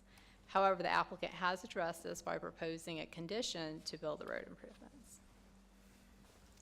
Louie Drive is a collector street, and 55 is a thoroughfare. And according to the Town of Cary GIS maps, the site is not impacted by stream buffers. However, field determination of this would occur during the development plan review. This also shows the existing flow of where the water would be, but again, the town would also have specific stormwater and floodplain management requirements that would address the flow and the mitigation for the stormwater. According to the Parks and Recreation and Cultural Resources Facilities Master Plan, there are no parks or greenway locations shown on the site. There is a current Go Cary transit route which runs along NC 55. There was a neighborhood meeting held for the site on August 2nd here at the Town Hall. Some of the questions and concerns that were brought up were the proposed use, specifically questions about the fit of the use being next to a single-family neighborhood. There's questions over the loss of trees that could, be seen from the site, considering most of the site is wooded as it is currently. Also questions about stormwater and potential traffic.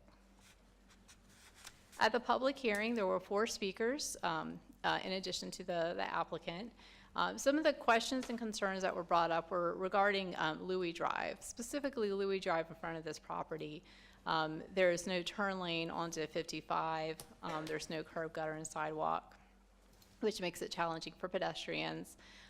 Louie Drive in front of this property is also maintained by NCDOT, where Louie Drive and the rest of the neighborhood in Brookstone is maintained by the town. So different maintenance responsibilities that were of concern to the residents.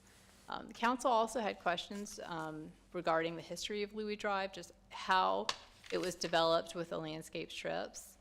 They also had questions on town policies for private roads, community gathering space, and road improvements. So in this case, staff is recommending for approval.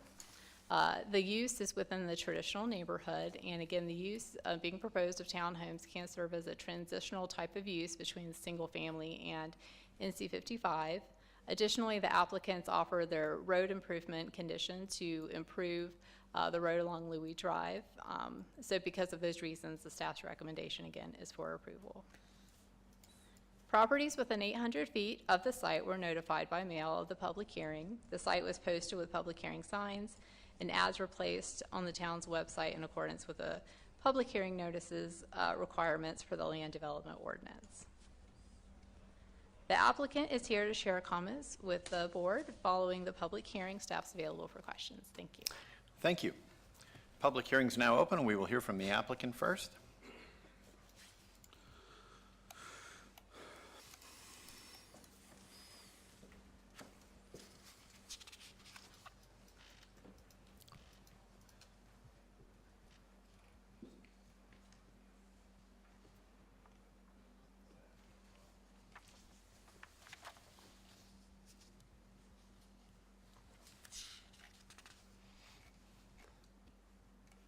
Perfect, thank you. Good evening, Mr. Chair, members of the board, Jason Barron with Morningstar Law Group here on behalf of the applicant in this case. Excited to be here tonight. As Katie did a great job of in the staff report, I will say, and I do a lot of work all over the Triangle, do most of my work now in the town of Cary, and I consider myself fortunate in that regard. You guys get the best staff reports. You have the best staff. The town has the best staff. There's no doubt about that, and the staff reports are thorough, so I'll keep my comments brief. This is a proposed townhome development at the intersection of Louie Drive and Highway 55. This was a site that when the proposed developer brought it to me at first, the first thing I saw was you've got single family detached to the east of the site. You've got an institutional use of a daycare to the north of the site, and you've got heavily traveled Highway 55. From a land planning standpoint, townhomes serve as a transitional use between highly traveled thoroughfares and single family detached. So from a kind of the 10,000 foot view standpoint, for me, as somebody who represents applicants regularly before folks like you all, it passed the smell test. Townhomes make sense. The devil's in the details, of course. When we presented the case to the neighbors for the first neighborhood meeting, there were the bulk of the questions were associated with Louie Drive. There were also questions related to buffering adjacent to the existing residential community. When we went to town council, continued questions related to Louie Drive, as well as a question or two related to the amount of open space that was proposed, or community gathering space that's proposed as part of the development. Since the public hearing, as was mentioned, there were two conditions added. One was to increase by 50% the amount of community gathering space that would be required for this development, and it has to be centrally located per the town standards for community gathering spaces. And so that was an additional commitment made to respond to feedback by the council. Importantly, and I want to talk about, I'll talk about Louie Drive in just a moment. I want to talk about buffering to the adjacent residential. As you can see on this slide, the ordinance requires a 40-foot opaque buffer between this proposed use and the existing single-family detached. This site has an interesting site constraint. We often deal with drainage features and streams and buffers. This has an existing access drive that is an access drive that serves the daycare. And what makes it an interesting site constraint is that when you combine this driveway with the 40-foot opaque buffer that's required between the uses, the result is that this portion of the property, this kind of pie-shaped portion of the property between this drive aisle and the single-family residences is rendered unusable for purposes of being able to lot townhomes. So the result, we thought about how we could add conditions to kind of make it clear on the face of the application that there wouldn't be any lots immediately adjacent to those sites. But as you can see, based upon this aerial, the site constraints kind of do that for us already. It's kind of like having a stream buffer there. We can't lot into the stream buffer. We can't lot into the existing drive. We can't lot into the 40-foot opaque buffer. So we feel that these are going to be appropriately located, far enough away from the single-family detached to ensure that there won't be an adverse impact associated with the development. Louie Drive has been a continuous topic of conversation related to this case, and the reason why is that it's not real clear, and it's been referred to as a landscape strip. This site, although located at the intersection of Louie Drive and Highway 55, is not actually located at the intersection of Highway 55 and Louie Drive. It is a landscape strip in meaning that this is owned by a third party. So our boundary is this red line. This yellow line is the right-of-way boundary, and this site here is owned by the Brookstone Homeowners Association. And that's important because, like with the last case, there was a discussion of frontage improvements associated with the development where the ordinance would automatically require the frontage improvements to be performed. This site doesn't enjoy frontage along Louie Drive. Louie is planned for additional widening, but this site doesn't have the ability to control that widening. And so subsequent to the public hearing, as well as the neighborhood meetings, our team investigated the situation associated with Louie Drive, heard loud and clear the concerns were raised, because you've got kind of Cary standards back here in Brookstone, and then you run into two-lane ribbon pavement with no sidewalks. And so the end result is the condition that's been offered as part of this case, and that is to essentially widen the northern section to the Collector Street standard recommended by the town of Cary, which would include not only the additional pavement area, but would also include the curb, the gutter, and the sidewalk. And so that will kind of bring the northern side of this, of Louie Drive up to Cary standards, even though it's technically on off-site improvement. And so with that, we feel very good about where the conditions have gone in this case. We believe it's the right use in the right location, and it's appropriately conditioned to ensure that it will have a minimal impact on the folks around it. So we're here to answer any questions you all may have, and we respectfully request you all's recommendation of approval. Thank you.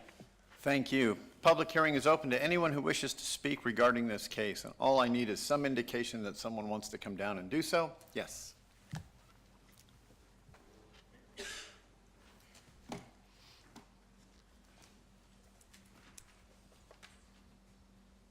Hello, my name's Nicole Partridge. May I get you to move to that one? I'm Yes. sorry, And when wrong? you're finished, if you'd give that card to the town clerk. You don't have to do it right now. But Okay. My name is Nicole Partridge. I am a resident of Brookstone. I actually live on Joseph Pond Lane, which you can see is our backyard backs up to this site. My My concerns are twofold. Number one, my preference would be to see something more in line with what already exists in our neighborhood, which is single-family lots on the same lot size scale as what we already have. I understand that those points have been addressed. More significantly, the concern for myself, and I think I speak for a huge percentage of my my neighborhood as based on social media, would be this traffic on Louie Drive that has been brought up. As someone who travels this intersection every day, let me just give you a little sense of what the reality of it is. It is very thin, no curb.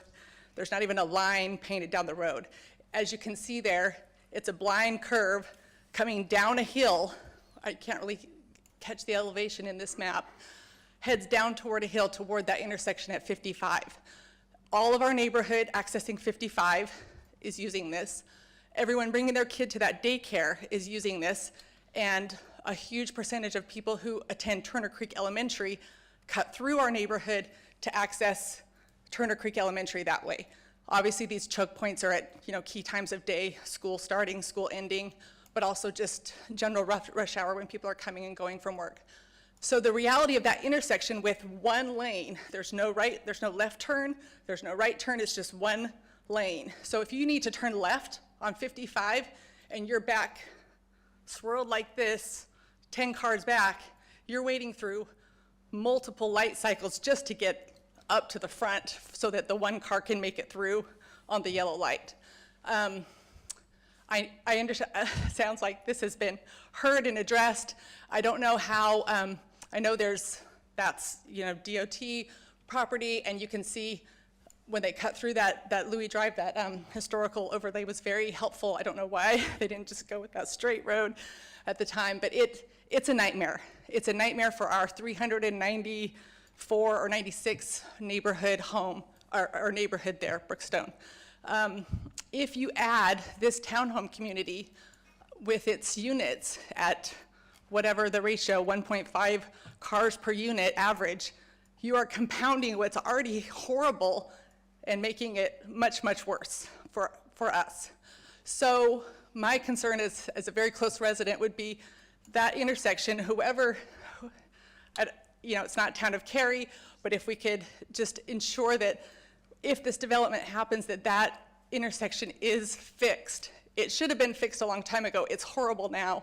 Just to give you a quick idea, our neighborhood attends Turner Creek Elementary, but because there's no sidewalk and it's just very unsafe conditions, those kids get on a bus at that corner of Joseph Pond Lane and Louie Drive and literally ride the bus less than 100 yards to their school because they can't walk, because there's nothing, it's just completely unsafe.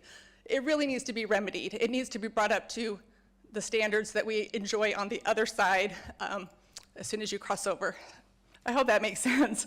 But again, those would be my main concerns, that if this is passed, that intersection, whoever the responsible party be, whatever routes that has to go through the state, whatever, that is somehow appended to this and ensure that it will be brought up to where it needs to be for us as residents. Thank you. Thank you. Anyone else to speak?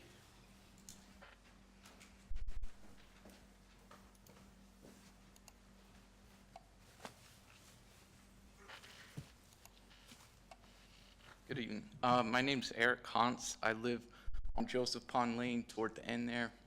I want to just echo what she said with the traffic concerns, but want to draw something specific to mind, and that is that light takes about 5 minutes per cycle. Well, 5 minutes in between cycles, where you have the green from Louie to cross over to Turner Creek.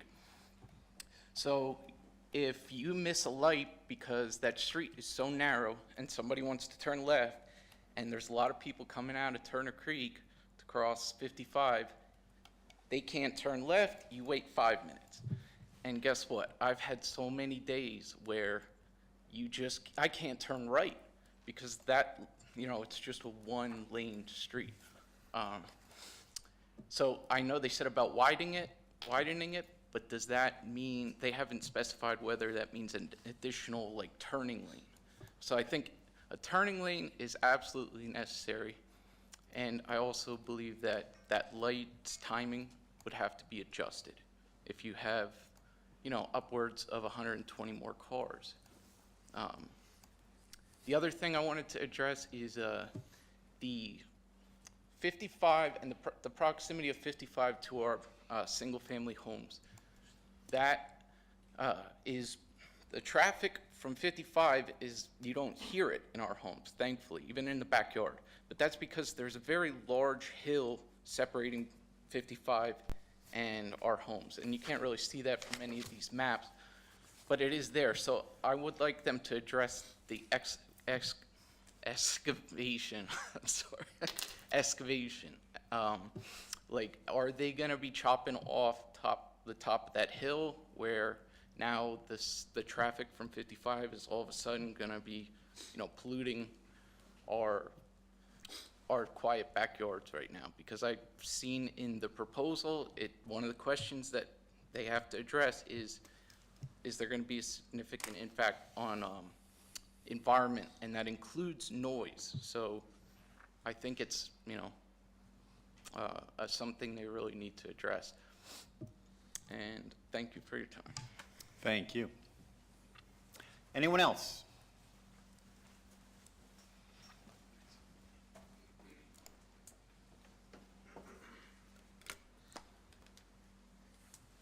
Hello. My name is Jason Tucker. I'm also actually on Joseph Pond Lane. And been kind of following this development for a little while.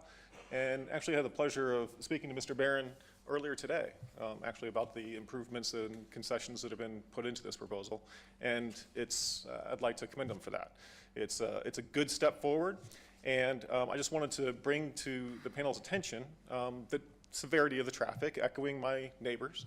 And I'd also like to ask, is it possible to put in a concession, not necessarily for the developers, I think they're in favor of this, but a right in, right out off of 55.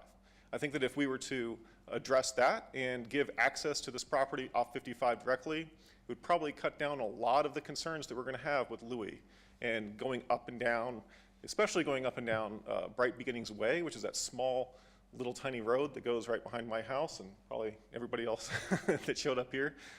So I would just like to ask, is that a provision that we can have, that the town could support a right in, right out going into this property? I think that would go a long way to help alleviate some of the traffic concerns that we see in this area. Thank you. Thank you. Any other speakers? Seeing none, this public hearing is closed for this case. We may now ask questions of the staff or the applicant. I'll start on the right this time with Chair. Okay, thank you. So what I'm hearing is that the main concern is around traffic. I've been watching this property as I live in that area, so I've been waiting to see what's going to happen to it. And I'm very sympathetic to the traffic situation, being by a school and everything. I completely get where you're coming from. I think it's very important that we do address the capability of students being able to walk 100 feet to their own school. With that, are we just putting curb and gutter in there for one lane, or is it going to be a 2-lane road going to 55? I'm sorry if I missed that earlier. Sure, no, it's fine. The applicant would be required to build, the way they've worded their condition, and this is what's typically required with the ordinance, if they had property frontage, but they would build half of the cross section. That means the north portion of Louie Drive in front of this property would have the additional pavement added, curb and gutter and sidewalk, but the southern portion wouldn't. So that's how it would be. I'm familiar with that too, so I just wanted to ask if that was something that we were considering, just widening it and making a 2-lane. And then the other, the direct connection to 55, that would make sense to alleviate that congestion there that the neighborhood is concerned about. Are we considering having a direct connection from this new townhome area to 55? Is that even an option? Given the amount of frontage they have on 55, I don't think we would be opposed to that. We just haven't seen any kind of layouts for this proposal. Is that a condition that could be requested? I don't really know. they'd have to volunteer it, but They could offer a condition for access, but it would ultimately depend on NCDOT whether they would permit an access there. The direct access, though, I could see, I'm picturing it in my head, it could be one of those situations where you'd never be able to make a left out of that townhome complex. I could see where it would have to be a right. Even a turning lane or something going out from Louie would probably be a benefit to the neighbors and address their concerns. I would like to see something like that if possible. I don't know if a condition can be made or just something to think about. If I can address Mr. Evangelista, yeah, our assumption right now, and this is, 55 is an NCDOT road. And so one of the challenges we have in the zoning process, we can't commit NCDOT to do anything. Our assumption is that given the amount of frontage that we have on 55, that we will be permitted an access, but it's not going to be a full movement access. It's going to be a right in, right out. The concern we have is we can't dictate that access will in fact be located there. We can't say there will be an access on the Highway 55 because we can't guarantee that NCDOT is going to do anything.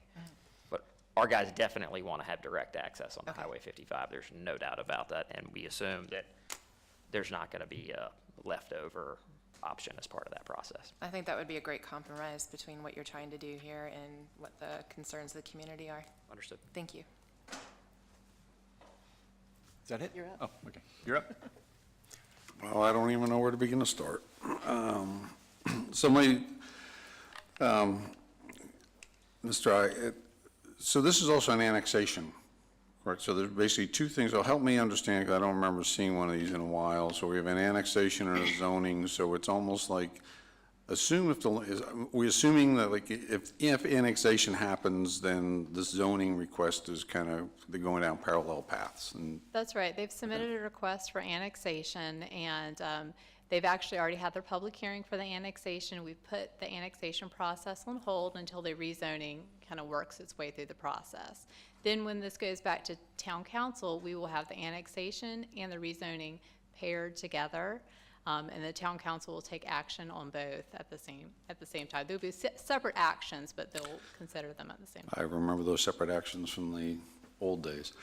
Okay, so with that is the understanding that, the lot to the south of Louie Drive and 55, is that, that's the town of Apex, or is that still Wake County? I believe that's Wake County. That's still Wake County.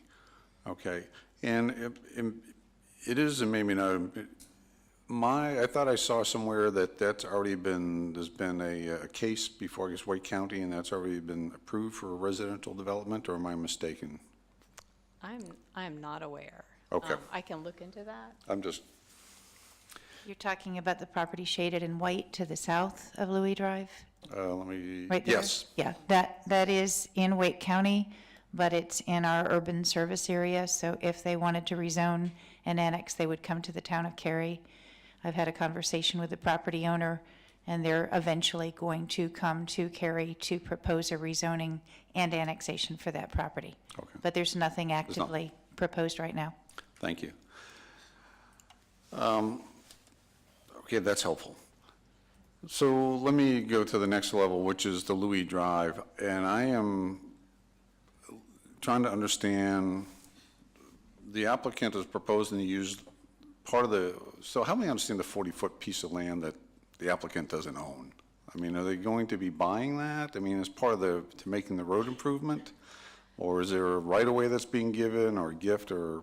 So there is 60 foot of right-of-way already in place along Louie Drive. So, so if you look at the plat, when this property was dedicated and Louie was extended, there's a 60-foot right-of-way for Louie that's existing. And so if there's road improvements that can occur within that existing 60-foot of right-of-way, it's already there. And then to the north of that is 40 feet of land owned by Brookstone. And then to the south of that is 40 feet of land owned by Brookstone. Okay. So if the applicant didn't get DOT approval for 55 access, would they be accessing the property through the Bright beginning way? Or would they have to then get an access from that 60-foot? I mean, it's almost like this thing is landlocked, mean, that's not my problem, but it does get to a question related to the buffer, et cetera. So, I mean, right now, the only access to it is on Bright Beginning Way, if I'm... The site actually enjoys 2 accesses onto Louie Drive. Oh, yes, okay, yes. Well, and I say it enjoys it. There's an existing home there. There's an access easement that's not readily apparent from the IMAPs, but there's a legal right of access that comes off of Louie to access the home, and then you've got Bright Beginnings Way. I'd see that, okay, I see, I got both, I got a Google map up also. Okay, so on the opaque buffer, on the 40-foot opaque buffer, a roadway is not opaque, is it? So as we talk about a 40-foot buffer, and I appreciate what Mr. Barron said about the strip of land, that little pie shape, you can't do anything with, so that's part of the buffer, but when it crosses, as it starts, so as you get to the north part of that property, does that mean that the opaque buffer is going to have to be on the west side of Bright Beginning Way? I mean, is that how that would work? Potentially. From what I understand, on this southern portion, the staff would probably be looking at plantings on both sides of the road to make sure that opacity is met. And then when it gets to the north, I think they would need to be evaluating site conditions, but the vegetation may need to occur to the west of the access easement. Okay. So with that, then I am correct that a roadway is not part of an opaque buffer. I mean, in terms of it, there's no opacity. So this piece of land, so they've got to put 40 feet of opaque buffer on one side or the other, or a combination of the two. Okay, thank you. And why is there on the north boundary, is it because of the existing use that's there? There's a 40-foot opaque buffer on the residential, I guess only 20, then it goes to 20-foot semi? Yeah, so buffers are determined based on the uses that are adjacent. So in this case, we've got just a daycare to the north, and then there's actually a detached dwelling located to the west of that. So we would apply the opaque buffer, which is the requirement when you're adjacent to single family. Okay. Thank you. That takes care of my question about buffer. Now we're going to go back to Louie Drive.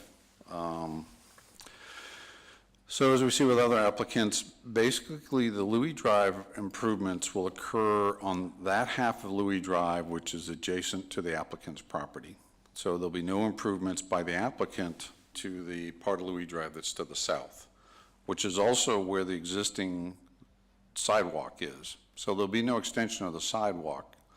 Am I correct? That's correct. The sidewalk would be built along the northern portion. There will be a sidewalk built in. There would, yeah, along their frontage. So it would be basically a sidewalk that's going to go from the intersection and it'll maybe cross over Bright Way beginning, but it'll just be, okay. Yeah. But it doesn't provide any connectivity to the development to the east? Not necessarily. Okay. Yeah, because you're right. The sidewalk to the east is on the southern side. All right, that's what I understand. And any pedestrian crossing on 55, that's the responsibility of DOT. In other words, right now, there's a traffic signal there, but there's no crosswalk, there's no pedestrian, there's no means for pedestrian access to go from one side of 55 to the other, given that there's a school there. To the applicants, to the speaker, I'm sorry if I forgot your name, but the speaker's point about, walking to school is not really an option. That'd be DOT. I'm not aware of any current project that DOT has. DOT typically does not do those improvements. It would be up to the town to petition for those improvements and post them. Okay. So if we want to put a defined marked pedestrian walkway from the east side to the west side of 55, that would be the town. Yep, it would most likely be part of the traffic signal improvements because the pedestrian signals would go there. So that would be done in-house or through an outside consultant and would be sent to DOT for approval. Thank you.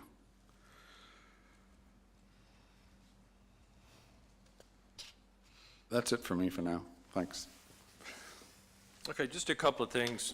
Dan had brought up some good points that I was going to But back on to 55 itself, and I know we can't make a stipulation on this, but if there is going to be a right turn out, that would help take some pressure off Louie. But my question is, because I share one of our citizens mentioned, today there's a big hill there, and I'm just trying to envision if there ever was a driveway, would it cut through, go down?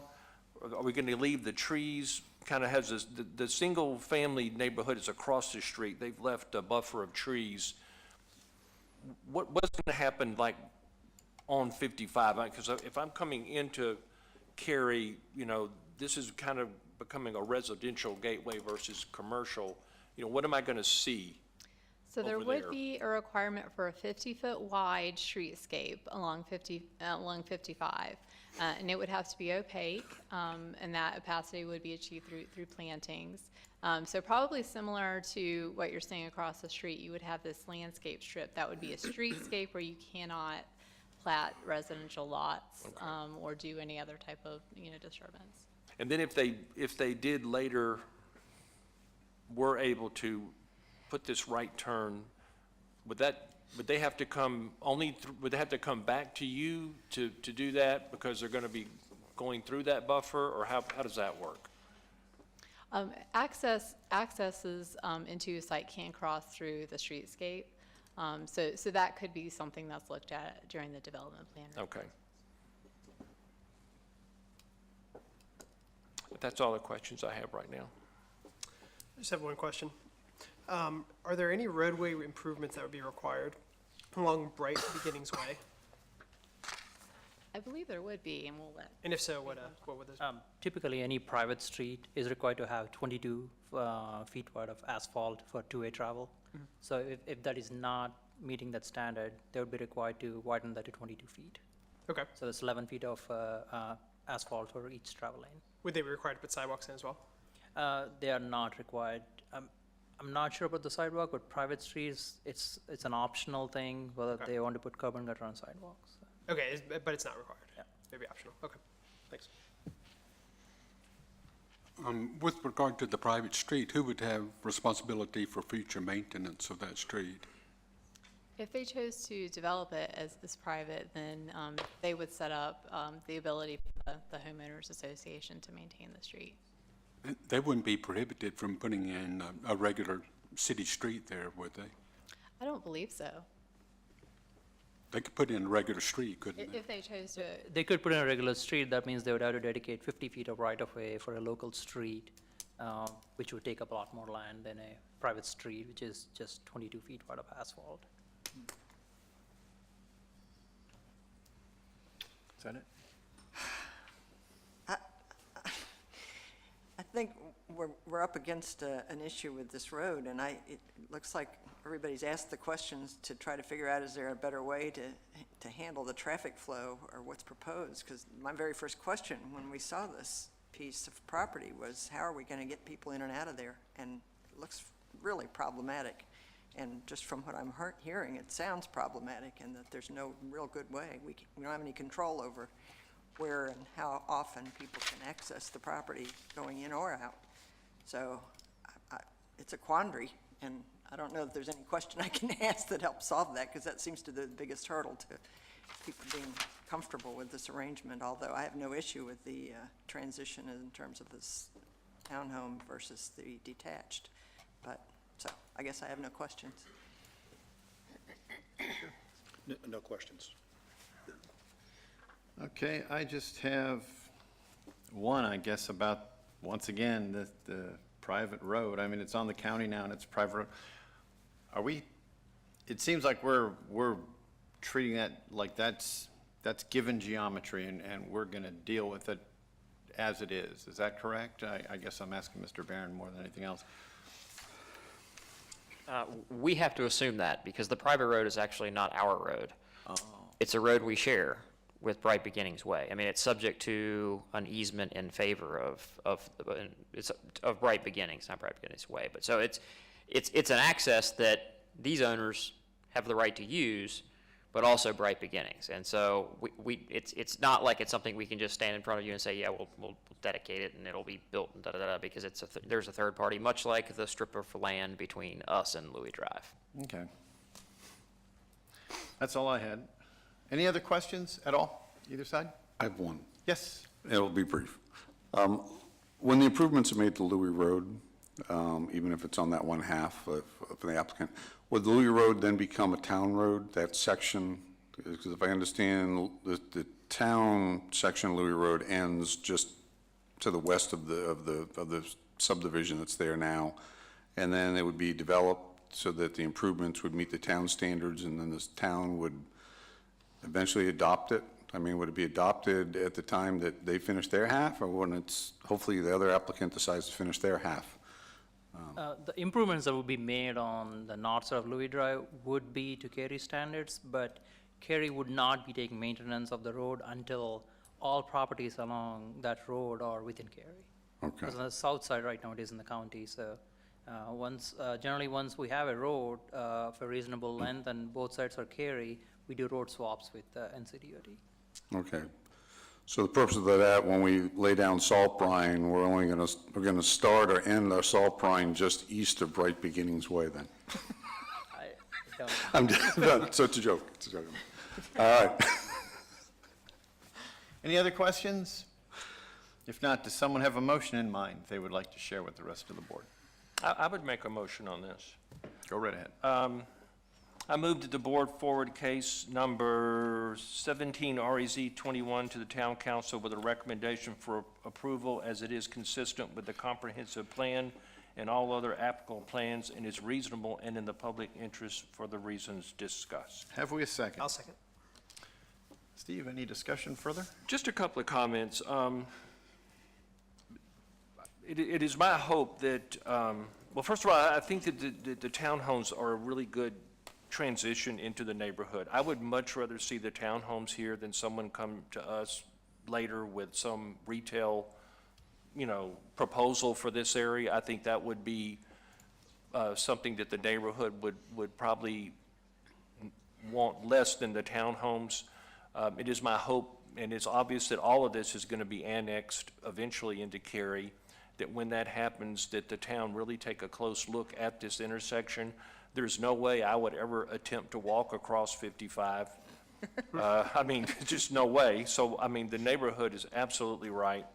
I think a lot of the conditions that were added were good. I especially like the condition where they added the gathering space, because obviously this is not like an age-restricted townhome, so there's going to be children there, and they need a place to gather that's nowhere near these busy roads. So I thought that was another good accommodation. So while it's not perfect, I'm hoping that the road can be addressed as this land is annexed later.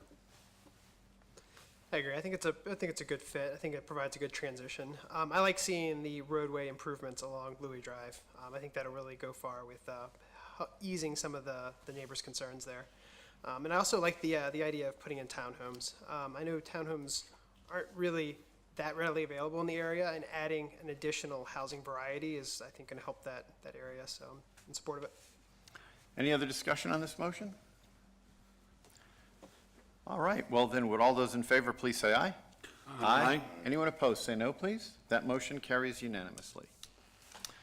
We have another public hearing to go, and then a case without a public hearing. I have 8:47 p.m. I would like to go for a 5-minute recess, and then we'll come back really quickly. I know your time's important. We will not linger.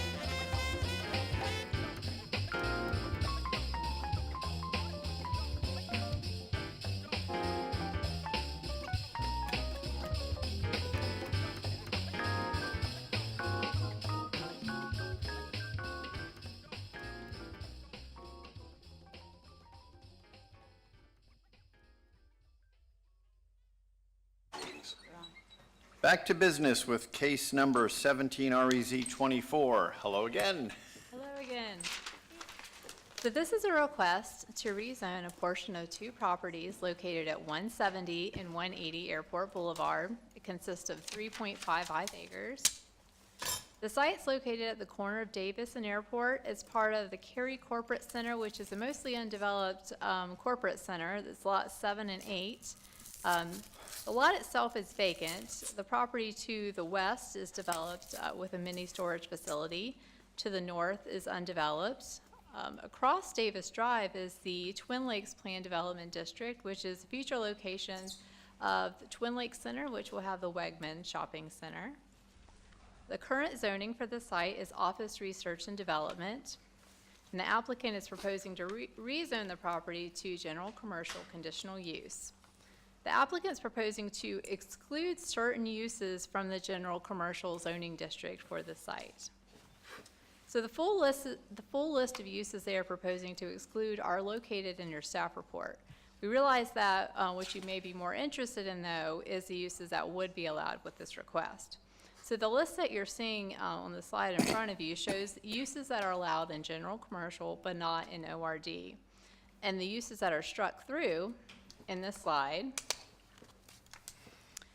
show the uses that the applicant's proposing to exclude. So this means the uses that could be allowed on the site with this change in zoning could be a restaurant, theater, ABC store, convenience store, shopping center, retail store, car wash, or vehicle filling station. Further, I'll note that there was a traffic study that was completed for this request, which analyzed the traffic impacts of certain uses, and those included a convenience store with a vehicle filling station, a fast food restaurant with a drive-through, and a car wash. And should the rezoning be approved, if a development plan is submitted within 2 years of the rezoning approval, it would not need to go through the town council quasi-judicial approval process. Since the town council public hearing, the applicant has added additional zoning conditions on top of the ones that I previously just went over. These include commitment to installation of the traffic signal, the future traffic signal at Airport Boulevard and Davis Drive. They've also proposed limits to the peak hour trips for the site, proposing that no use shall be proposed which exceeds 482 a.m. peak hour site trips or 448 p.m. peak hour trips. This is directly related to the traffic study that was conducted for the site. Although the site is at an intersection that appears to be underdeveloped, there are several development projects in close proximity that are currently going to bring future development to this area. So this is an image from the town's interactive development map, which is located on the town's website. It tracks active development projects in the town. Nearby development activities include activity in the Carpenter PDD to the west, as well as active development across Davis Drive in the Twin Lakes Planned Development District. Staff has looked at the site using the Imagine Cary Community Plan. First, we look at the town's future growth framework map, and we note that this property falls within the commercial center land use designation. Traditional commercial centers are described as serving the daily retail service needs of nearby neighborhoods, and they are typically located at major street intersections. The applicant has proposed conditions to allow a number of commercial uses.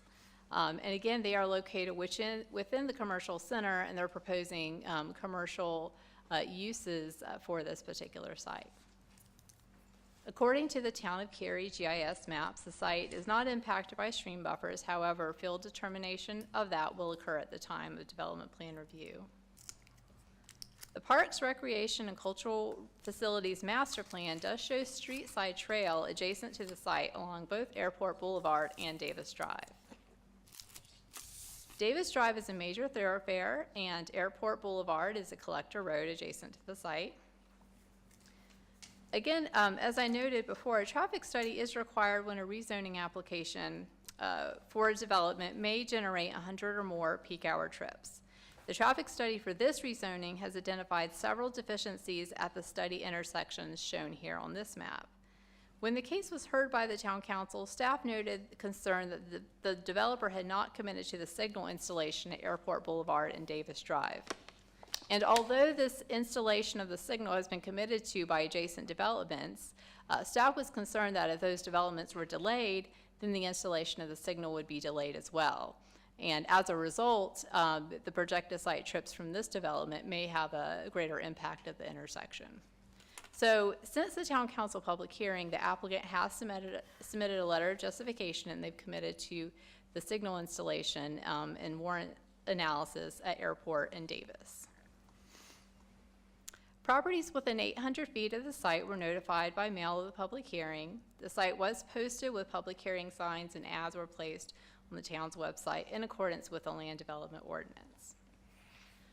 There was a community meeting held for the site in August. Some of the questions and discussion topics around this included the types of uses that would be allowed in the general commercial zoning district with the uses that they're proposing to exclude. Questions around the noise ordinance, hours of operation, buffers. There was also a request for utility and driveway connections with adjacent properties, specifically to the south. At the town council public hearing, there were 2 speakers. In general, there was support for the request, and again, a connection for vehicular and utility connectivity to the south. Council at that time had feedback regarding the lack of road improvements that were offered by the applicant.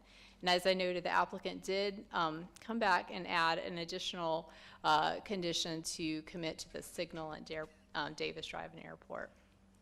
So in summary, staff's recommendation for this case is for approval. The site is proposing a general commercial conditional use zoning district within the commercial center as designated on the future growth framework map.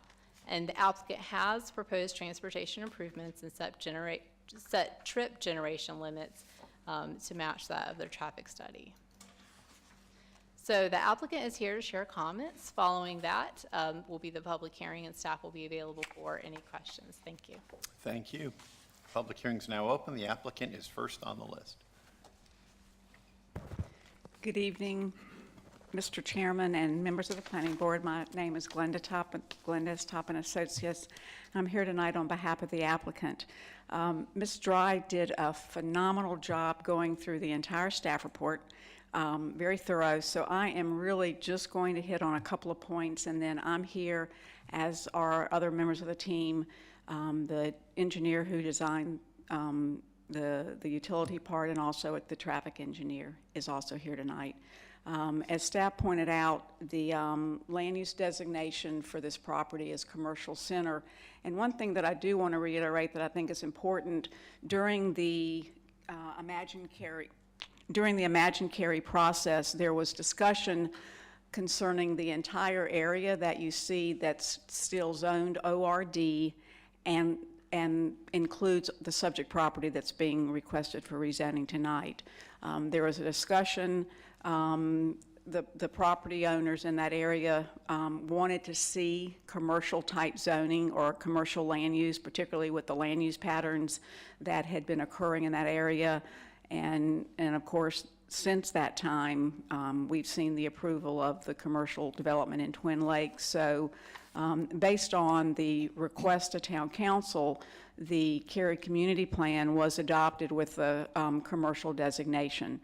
The zoning that we're asking for does comply with the Cary community plan. Staff pointed out the policies that we do comply with. Also want to note that, as you can see, it's at a major intersection, Airport Drive or Airport Boulevard and Davis Drive. And there were several people who attended the neighborhood meeting, but as we see tonight, I think the only person that will be speaking, hopefully at the public hearing, is someone in support, but we feel that we've addressed the concerns and that what we're proposing does fit well in this area, will provide additional services in an area that has been designated for commercial development. And with that, myself and the rest of the team is happy to answer questions, and we ask for the board's support. Thank you. Thank you. Would anyone like to speak to us regarding this public hearing? I think I see someone.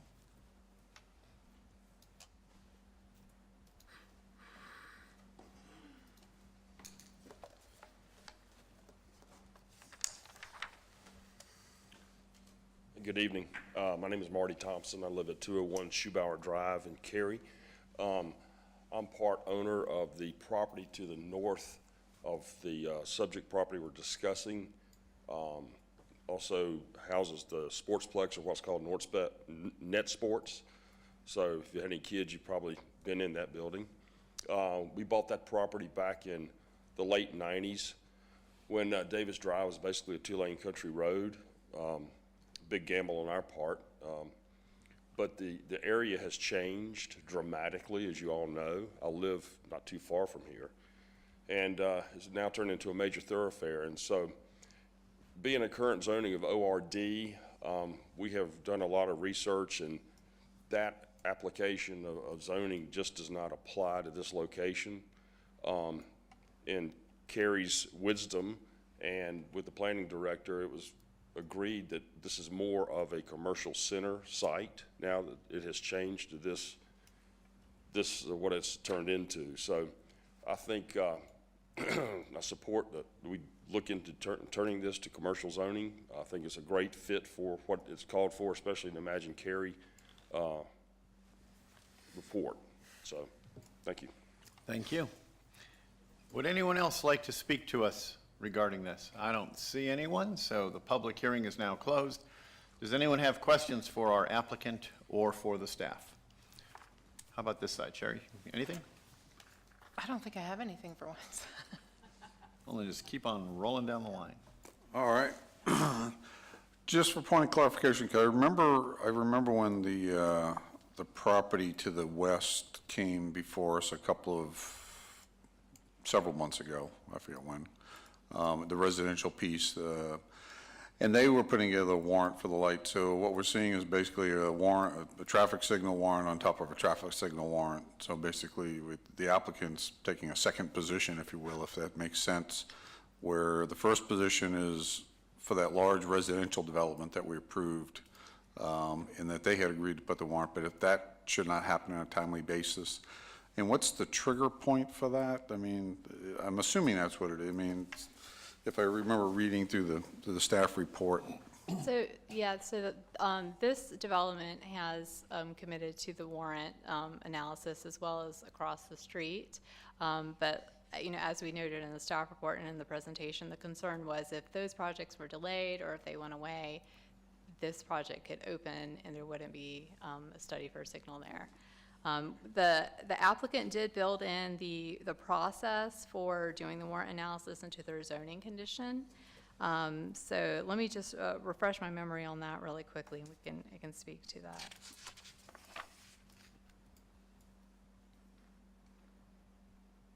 So they're required to provide a full signal warrant analysis prior to approval of their first certificate of occupancy. And then there is steps for them to move forward with the development of the signal within a certain time period. And then there's even a process if, for example, they do the warrant analysis within, by that first CO, and it's not warranted, they will have to then come back at a later time and do the warrant analysis. Okay. And then the traffic study was done, and I'm looking at the possible uses that may include it. Would it be safe to say that relatively what was selected in terms of that traffic study, the uses was kind of the worst case scenario? At least in my untrained eye, that's what I'm thinking, that what came back was the worst case would be if it was a gas station or fast food or something like that versus I don't know, shopping center or a retail store or something. So what we're seeing is the recommendations from the traffic study the improvement recommendations were based kind of on a worst case. So the applicant proposes what's studied in the traffic study, and so the risk they take is if they have the traffic study something that's too low intensity, then if they want to do something higher than that, then they have to come back and get the property rezoned. And the applicant may be able to speak more to what considerations went into setting those limits that they asked to be studied.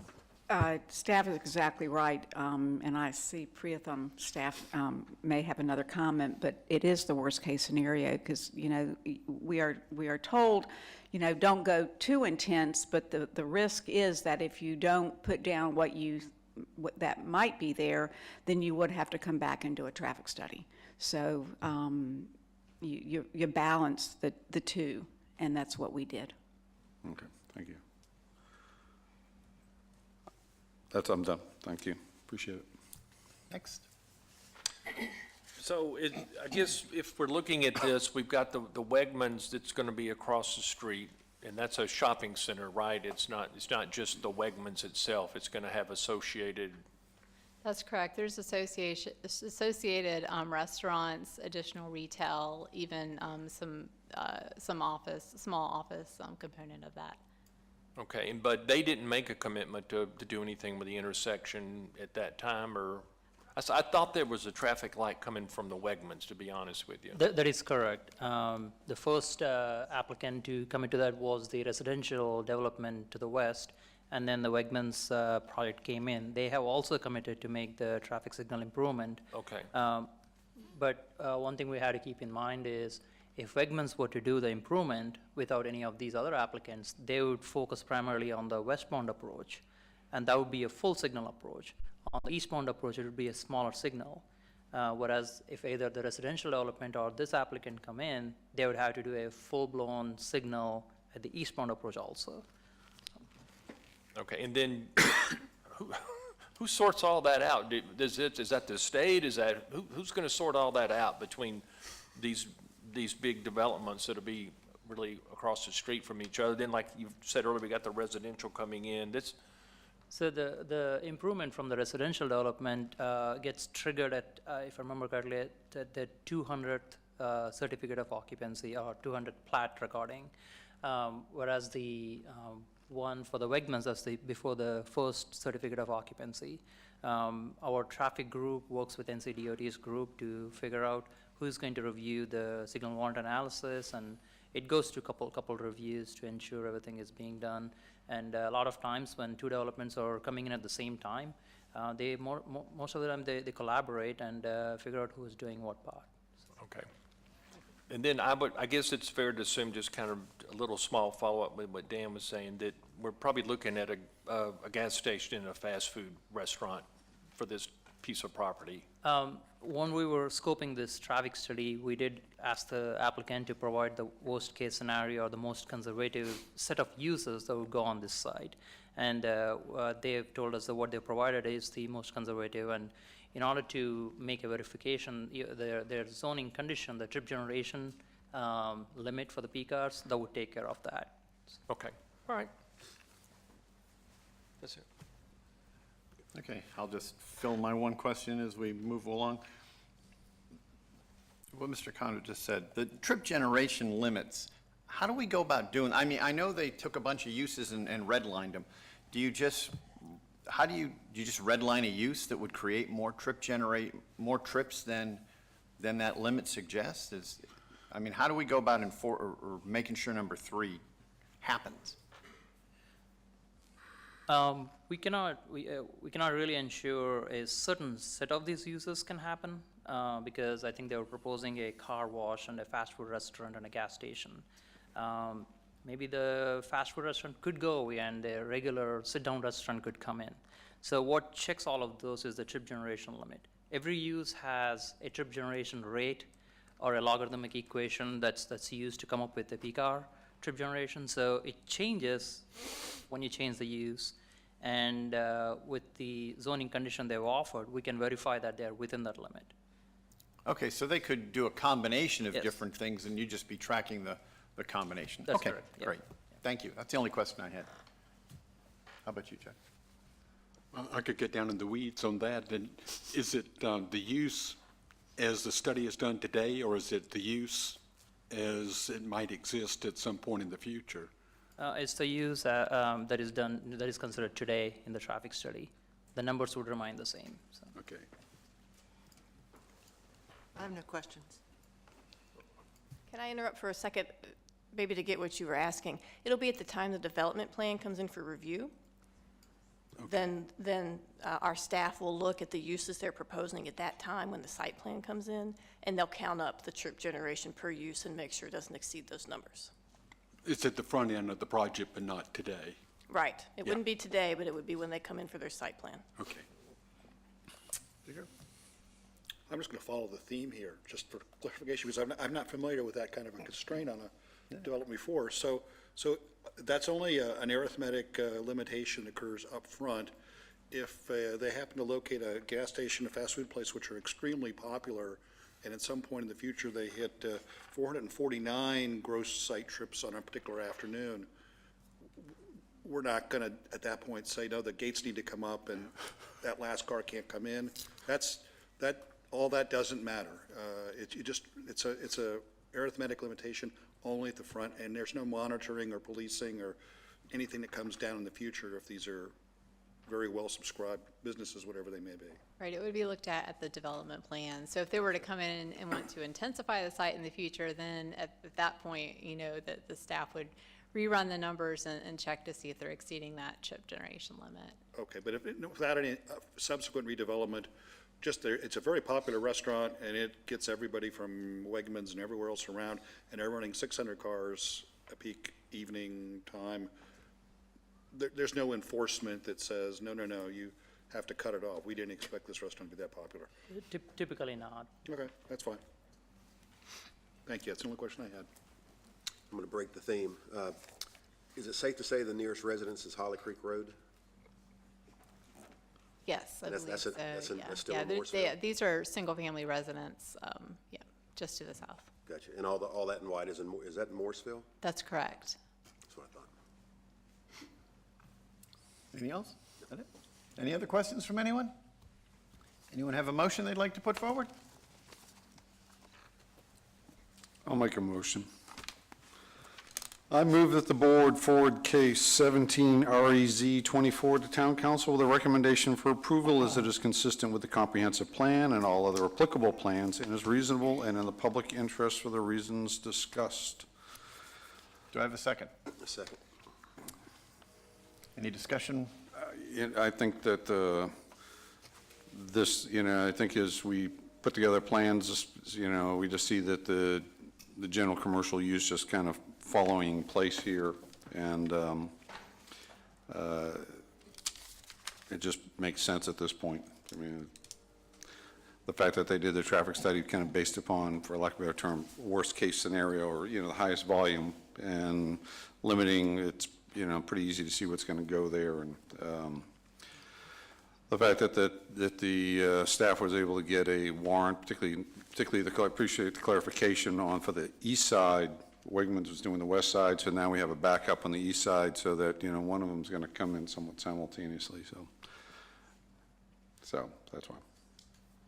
Oh, I think Dan said it best. It fits what we're trying to do. Anybody else? Any other discussion on this motion? All those in favor, please say aye. Aye. Any opposed, say no, please. That motion carries unanimously. So we're done with our public hearings. Thank you very much, Ms. Dry, for hanging in there for 3 cases. The hat trick. Now Ms. Grandin's wondering, why did I get the last one of the night? I get the last one, but I get a relatively easy case, I hope. I hope this is easy to understand. Good evening. For your consideration is a request to rezone approximately 0.62 acres located on Wilson Road. The subject property is highlighted here in yellow. Currently vacant property. And the existing zoning is R20, residential 20. The applicant's proposing transitional residential conditional use, which is similar to other Town of Cary property located to the south of this property. The applicant has proposed to limit the use to semi-detached and attached dwellings and/or townhomes and neighborhood recreation, and to limit the lot size to 7,000 square feet, and that if they subdivide property, they would dedicate right-of-way consistent with the MOVE chapter of the Cary Community Plan. And the reason why this is important for them to offer to dedicate right-of-way is this is less than 2 acres, and the chance of them being able to subdivide with less than 3 lots is very real, so they wouldn't need a development plan. So by offering this zoning condition, it helps make sure that we get that right-of-way that we need for future road extension through this area. So it's a traditional neighborhood designation on the growth framework map, and the TR zoning proposed is an appropriate use category, appropriate zoning district in this area. So in our preliminary analysis, staff looked at the live and shape chapters of the Imagine Cary Community Plan and saw that this proposed zoning does support redevelopment and infill. It is an appropriate transition between some of the larger lots in the vicinity and some of the smaller lots located to the south with some recent development. And then the move chapter by that right-of-way dedication helps to ensure a well-maintained road system. There's no stream buffers according to Cary's most recent GIS maps. And this shows you the closest location of a street-side trail on Chapel Hill Road all the way down on the southern part of the map here, according to our Parks, Recreation, and Cultural Resources Master Plan. Wilson Road is a local street, and then Chapel Hill Road is the closest thoroughfare in the vicinity. And the future transit route is proposed along Cary Parkway in close proximity to the site. Property owners within 800 feet of the subject property were notified of the rezoning request. The property was posted and advertised. At the community meeting, there was one attendee, and the only questions from that attendee was, what can I do with my property, which was in close proximity. I also received one phone call from a Morrisville resident who just wanted a better understanding of Cary's processes. And we had no speakers at the town council public hearing and no questions from the council members. So this concludes staff's presentation, and following the applicant's comments, I'll be available for your questions. Thank you.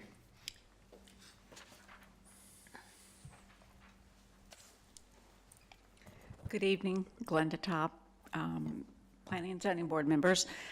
Ms. Grannon did an excellent job. It's rare that I don't say anything. So what I will say is we are in compliance with the Cary Community Plan. The one person who did come to the neighborhood meeting, I think one of the questions or one of the issues was the size of the lots, and actually the size of the lots that we're proposing are larger than the ones that are in the area that are also zone TR. There are a few that are our size, but basically capping the lot size to 7,000. The lot sizes are a little bit larger, and we're compatible with the surrounding zoning. It was important to add that condition concerning Wilson Road, which we did.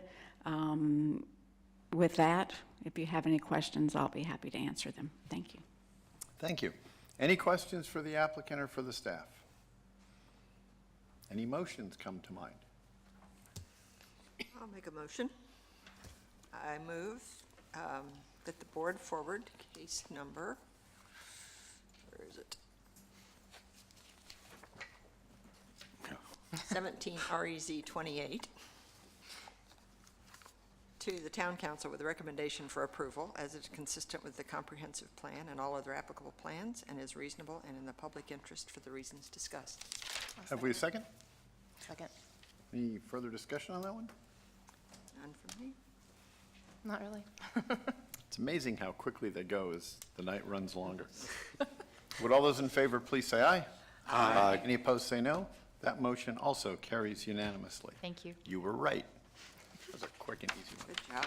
I believe we've reached the end of our agenda unless there's new or old business. I don't hear any earlier in the agenda setting. So we only have one motion left before we can call this a night. I'll make a motion to adjourn. Second. All those in favor? Aye. We are adjourned. Good evening.